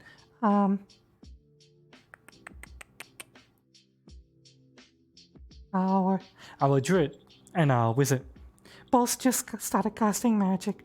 Our wizard threw out a scorching ray, just a blast, a beam of fire, fire on the monster, and meanwhile our druid generated a cloud of lightning over the monster, and he started raining down lightning on top of him. And I was looking at the monster. The monster seemed to be unable to heal the fire burns on his skin, but the lightning burns, he started like healing them. Like not that quickly, but I could see the lightning burns on his skin. He was slowly healing them. I was like, this sounds like a troll. Now that I have him lit up with my lantern light, his skin is bluish, red hair, tusks, seems to heal damage done to him by magic, whatever, but not by fire. This sounds like a troll to me. So, the battle continued. Let's see. I stepped up, just stepping over the. Imagine you got the druid and the cleric with this tall. I was just walking up to you guys and stepping over you in order to fight this thing that looks honestly like a troll. Started fighting the troll. And have you guys ever seen what it's like when a bird, something like say a kestrel's nest in little hollow dog trees. Have you guys ever seen what it sounds like when a kestrel fights something to protect the nest? It's It's very loud, very noisy, very chaotic. So, and imagine that you are the little halfling who's down here while the halfling is stepping over you and going meow meow meow meow meow meow. Pretty much just screaming and clawing and scratching and stuff. That's basically what it was like. Me and the fucking troll steps standing over the fucking most of the party, especially the little halfling and armadillo man, who are both small. Play a new game. Hop on. New game. Hop on. I don't know what that is. Chat. But yeah, I went up to the monster, tried to kick the monster, missed, and I was like, damn it. You know what? Fine. Going to try to sweep the monster's leg. I just landed a wing attack low and managed to trip the monster over, so the monster was like, yeah! Boom! Fell on his side. And then I jumped on top of it. I was like, kind of trying my best to get a vice grip, lock onto him with my talents, but sadly, in all my scratching, I couldn't latch onto him. The monster. While the monster was flat on his back, Bill and our little monk armadillo man started like stabbing him, stab. Imagine you're on the ground and this little halfling just walks up to you and starts stabbing you, stab. That's pretty much what the halfling did. But sadly, I couldn't keep it down. It was my job to keep the monster down, but I couldn't. The monster eventually just got up, and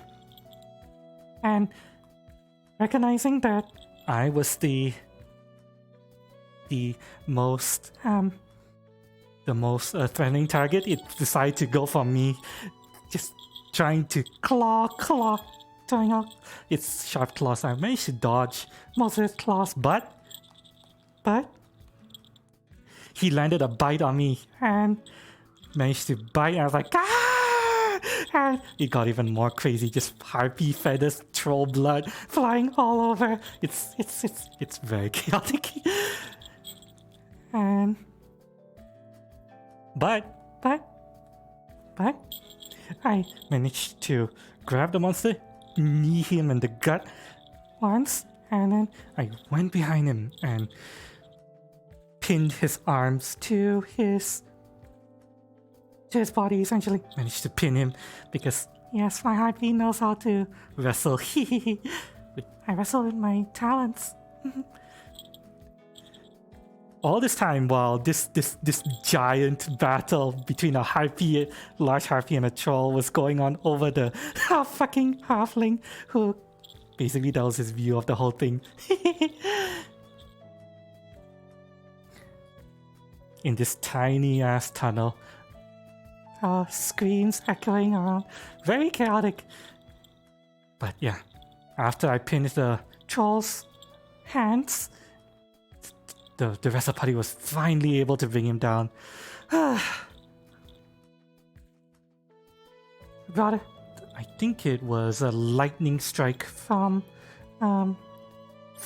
our druids call lightning that knocked this monster went down. Just plump. And I was like, this is clearly, I think I'm fairly certain there's a troll. Cut off his head, quick! If anyone doesn't know, in DnD, the only way to kill a troll is to burn it or cut off his head. Either those ways. Those are the only known ways to kill a troll. So, our druid could do both. Our druid has a scimitar of flames. So, yeah, our druid, while I was holding down the the monster. Our druid walked up to the monster and just worked on cutting off the head. And once he managed to get the head off, I maintained a vice grip on the body, just being really like, you gotta move, huh? Just looking at all like angry and ragey and stuff. No, you're done? Okay. Da, da, da, da, da, da, da, da. Acid too? Oh yeah, acid. I completely forgot that acid works. None of us use acid damage, unfortunately. We have fire damage, we have cold damage, we have normal physical attacks and magical physical attacks, but no acid damage, sadly. Our wizard didn't go acid damage. Some trade fire weakness for fire weakness. Interesting, I didn't know that. Hop on these nuts.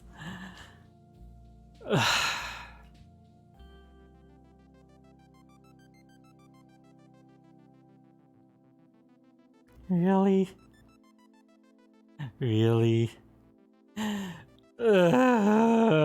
Can't believe I fell for that. God fucking damn it.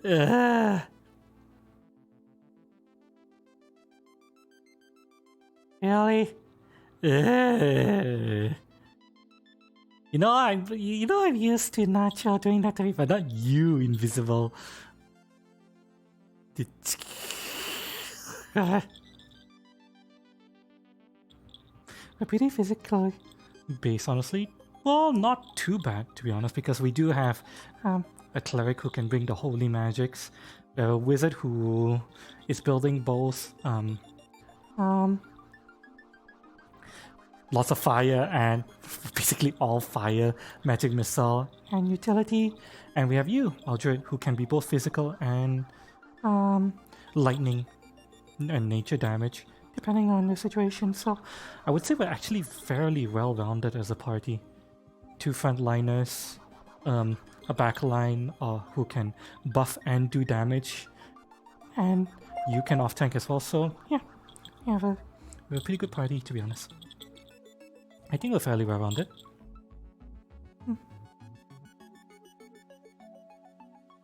Halibut? Isn't that a fish? Is that a fish? I feel like halibut is a fish. Is that a fish? Sounds like a fish. Yeah. In any case, we feed a monster whom our druid and wizard got a close look at the monster, and they confirmed it was a troll, specifically a cave troll. And I just now that I was sure that the monster was no longer moving, I just kind of dragged it off to the side of the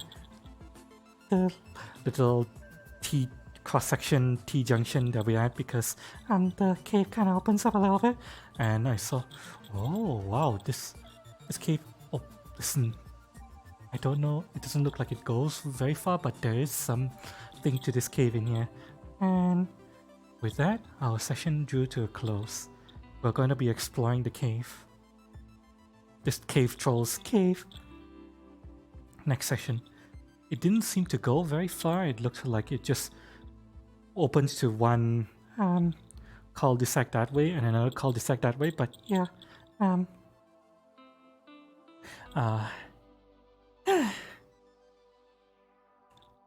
Our party successfully defeated the cave troll. Yay! Halibut is a fish. Yeah. I feel like halibut would be something that I've eaten before. Although I have to look it up.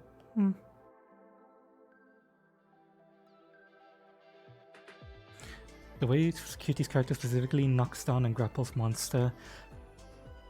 Knockdowns and monster if it's origin nicely too. Yeah. Fly a happy hunter swooping down some big lizard, take it down. Yeah. I build a front line barbarian, a raging barbarian, dragon shaman, harpy who fights with unarmed, and I can basically knock down opponents, and I can grapple them too. So yeah, that's my character.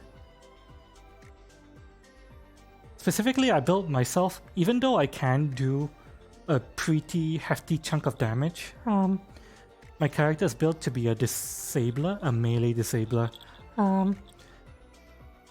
Whenever I encounter any single enemy who's clearly some kind of melee powerhouse, my objective is to go up to that melee powerhouse, try my best to trip him and grapple him so that he can't basically go apeshit with the rest of the party. That's my what my build is designed to do. Lockdown. Well, and it just so happens that me building that kind of lockdown enables me to also have quite decently powerful unarmed damage. Not that strong, mind you. My unarmed damage is, while it is fairly strong for unarmed damage, it's weaker compared to like a pure damage fighter build. Like theoretically, a halfling fighter could outdamage me, even with my rage. A halfling fighter is just able to dish out more damage than I am. If he assuming he doesn't roll garbage. But yeah. More starters, some USC moves.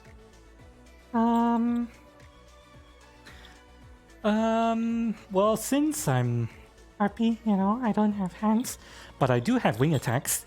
I mean, it's not actually mechanically a wing attack in DnD. It's more like I'm just using my wings to bonk, bap, bap, and maybe even sweep low, or like sweep the leg with my own legs, knee the monster, things like that.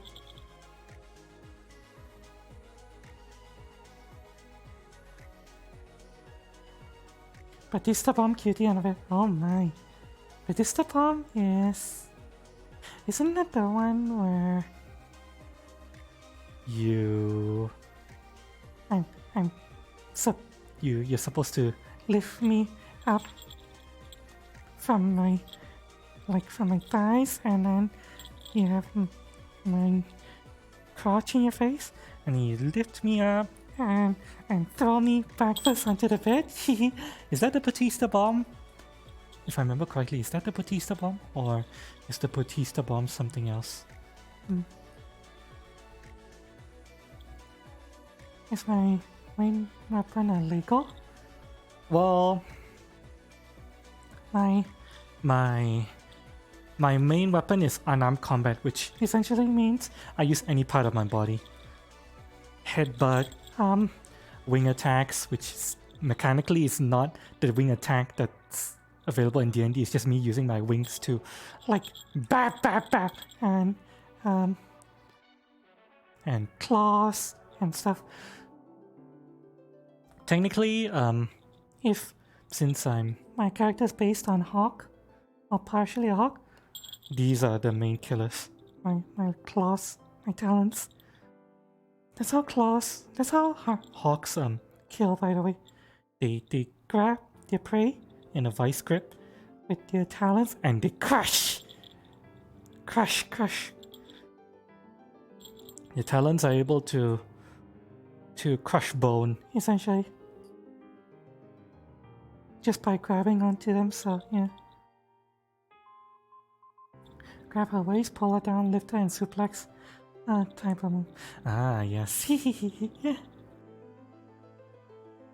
Theory, when large, the bull can use build. Actually, I can't use you as a weapon now.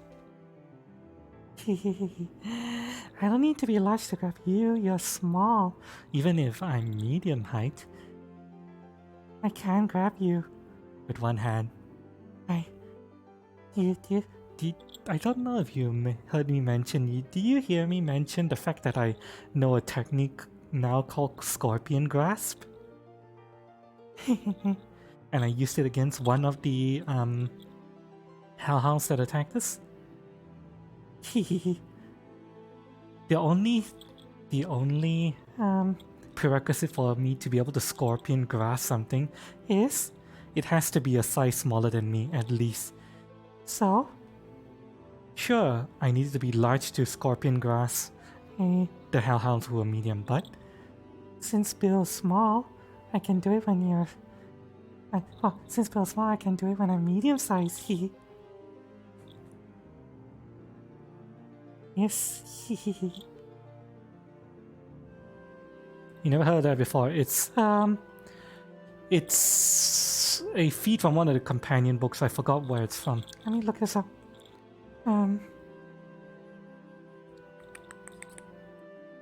Stand by, chat. Let me look this up. Since this is DnD Story Time, I don't mind going over like character builds a little bit now that our story for the day is wound to a close and the curtain has dropped on our party for today. 3.5 DnD score.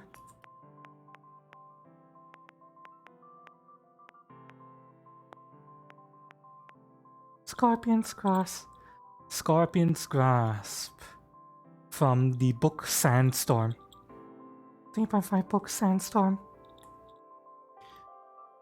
I'm not going to read out the entire thing for you, but I'll bring this up for you guys so you guys can see.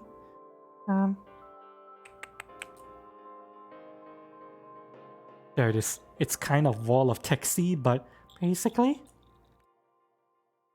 what this wall of text allows me to do is that in D&D there's 3.5, there's something called grappling, which is where rather than just, you know, striking an opponent, you grab hold of an opponent.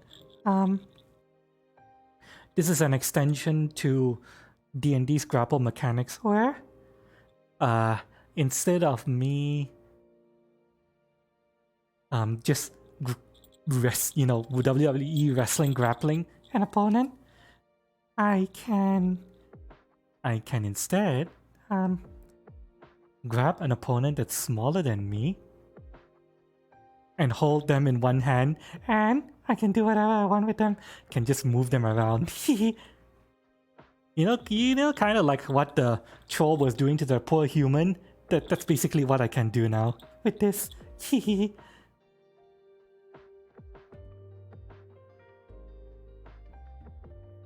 And this allows me to just if I may speak of mechanics a little bit, this allows me to theoretically, I could trip an opponent. If I successfully trip an opponent, I get an immediate follow-up attack that's free that allows me to basically axe kick the opponent that's now on the ground. If I land that attack on the opponent on the ground, from there I can do another free follow-up into a grapple. And if I successfully start the grapple, these claws over here just grab hold of my enemy and crash, and I do even another damage. Basically, from a trip, I can, in one attack, I can get the opponent on the ground and hit him twice and grab hold of him, preventing him from moving, if everything goes well. But if that's assuming everything goes well. If I don't, then sometimes I fail to trip the opponent, sometimes I fail to grab the opponent, sometimes I fail to land a follow-up attack, you know.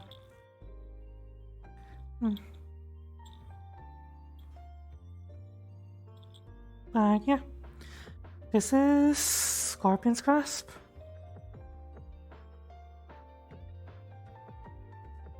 Yeah, I'm chaining so much shit together. Technically, I know some people are like, wow, look at this min-maxer. Wow, min-maxing your build. Hey, listen. I may be min-maxing my build, but I'm building within the confines of my character's theme. I'm not using normal weapons, I'm using unarmed, which means that I can never use a sword, I can never use great axes, things like that, even though I'm a barbarian. All I can use is this, my talents, my claws. I can't really do anything with my hands because I have no hands. I have bird arms. I mean, I can pick things up, kind of like so, you know, but I can't really manipulate things with my hands. Fine manipulation. So now you can send you through the window instead of gambling to see if you can fly through it or not, whatever. That would be throw anything. I did not learn throw anything. Of course, I could, you know, try to throw you at a penalty, but I'm not gonna throw you. Look, why? My character's name is Kaisilia. Kaisilia and Bill are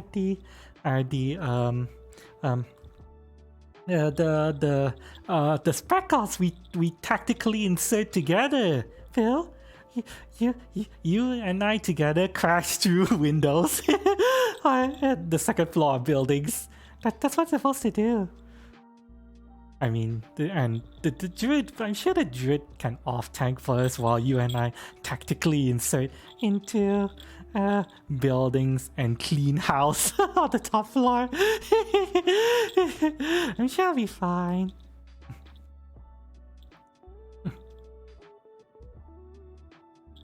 I think Sans was min-maxing. Hard to tell because, you know, Sans is a NPC character. But in order to beat Sans, your character needs to min-max because bloody hell, that Sans fight is insane.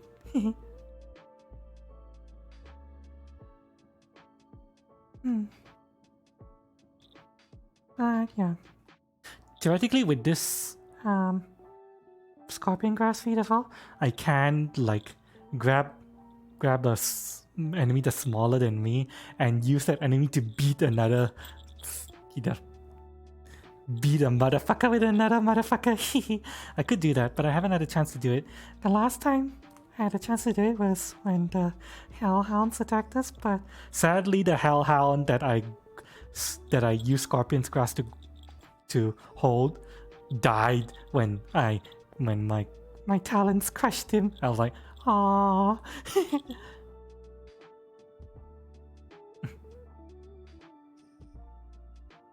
I'm just gonna drop you from the sky and miss and send you face first into the dirt to a 10-foot gold man with a great ass cough. I won't throw you. Listen, Mike, listen. That was the first time we've ever tried to do Kaisilia build tactical insertion. We were still learning. You would recall that after that one incident with the gold man where I missed, instead of dropping you like a bomb. Instead of dropping you like a bomb, I decided, you know what? We should charge together. So, like that.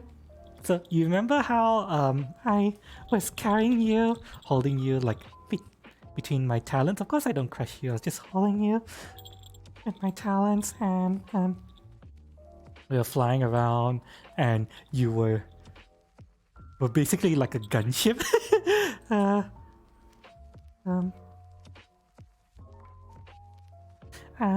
This is an old fight. That was quite a few sessions ago, but essentially what happened was I grabbed Bill, White Jackal over there, Bill, and started flying around in the sky, and we looked down and we saw giant scorpions charging below us, back behind us towards the party. So we're like, okay, time to fly around. And while I was flying around, Bill was just slinging Bill was being held in my talons. You know, imagine a little halfling Bill here. You know, like put a Ugandan knuckles nestled between my talons, and has a sling, and he's firing down on the scorpions. And then the final scorpion, rather than, you know, try to drop Bill onto the scorpion like a bomb, instead I flew down and charged at the scorpion, holding Bill up in front. Basically, right before I would have made contact with the scorpion, I flipped back and held Bill at the scorpion, just shoving Bill at the scorpion, and Bill just went like helicopter blade over the scorpion's back and diced the scorpion to bits. So yeah, that was cool, right, Bill?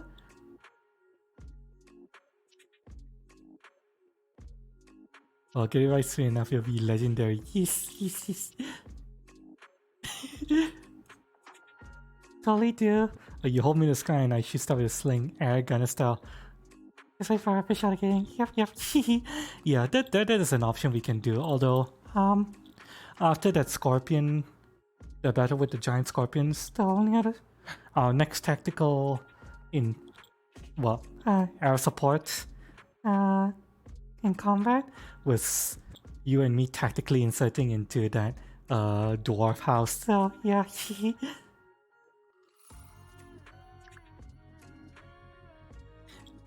Yeah, basically, you know that meme where it's suddenly FBI open up, chaos. That's what Bill and I did. Except we didn't scream before going in. We just smashed through the window and went in.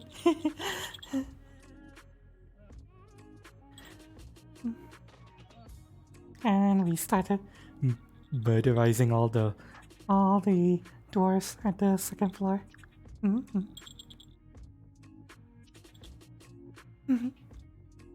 Don't worry. We'll get to do more harpy halfling gunship and tactical insertions. I'm sure of it. Tactical insertion team, yep. With Spec Ops. Spec Ops in medieval fantasy setting. I love how we just ended up doing that.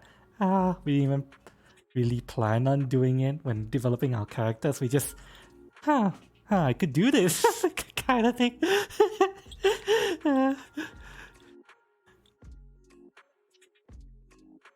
Wow. That is it for DnD Story Time. Somehow it just worked out great. Yeah. No spec outs when you're supposed to be tanking. Don't worry about it. You're off tank, right, Mitchell? You can be the off tank for the wizard and the cleric while build a nice perform tactical insertions. Really fine. Trust me. I have faith in you.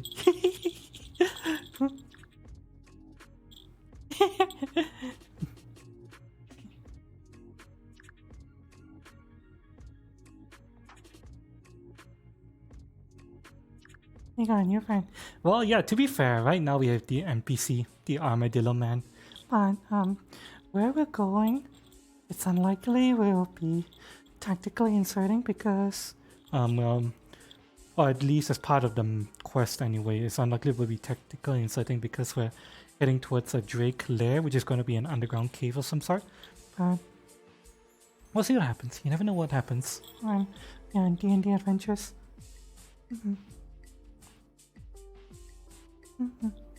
So you didn't get stung by scorpions yourself.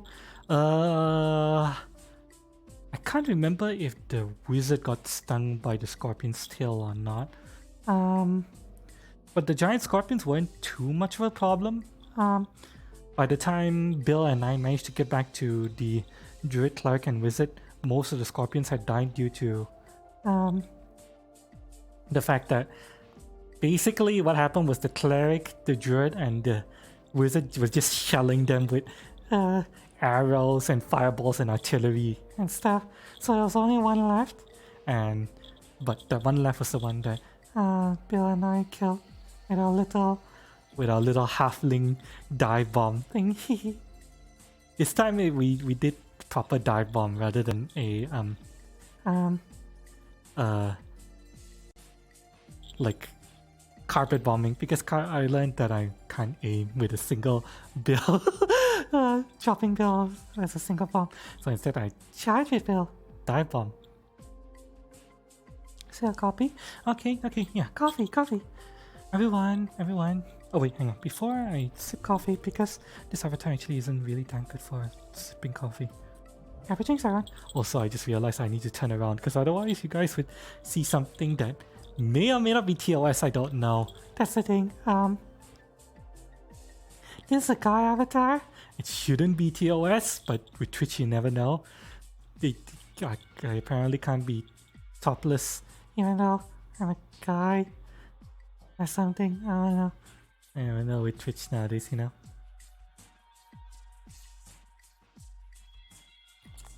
There we go. There we go.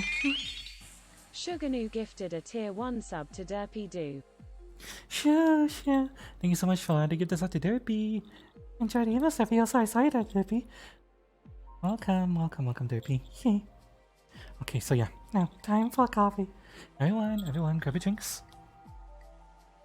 Go grab your drinks. Hang on, let me switch this back to standard. There we go. Alright, grab your drinks, everyone. Remember, it doesn't matter what you're drinking as long as you're here for the moment. Can be coffee, tea, beer, root beer, anything you have. Probably last drink for the VR second of the stream because my controller is now showing me only 6 minutes left. So we need to start wrapping up the VR segment and going to the desktop segment soon. So everyone, grab your drinks. Remember, it doesn't matter what you're drinking as long as you're here for the moment. It can be coffee, tea, beer, root beer, water, anything you Going in 3, 2, 1. Green pie.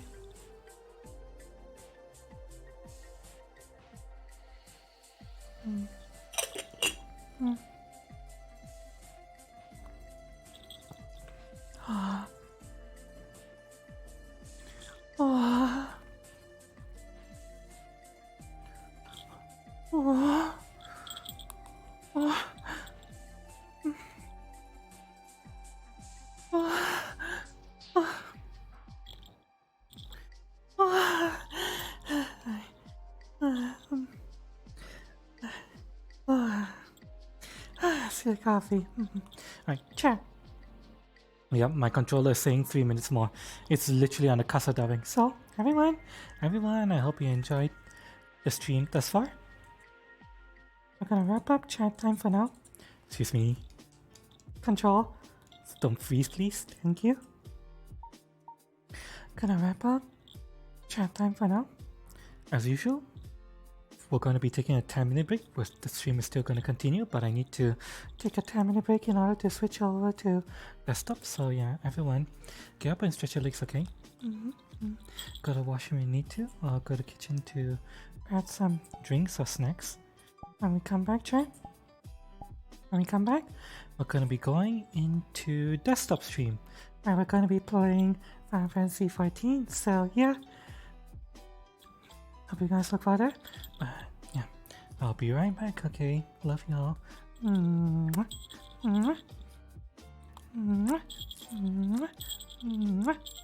Love y'all. I'll see you guys in a few.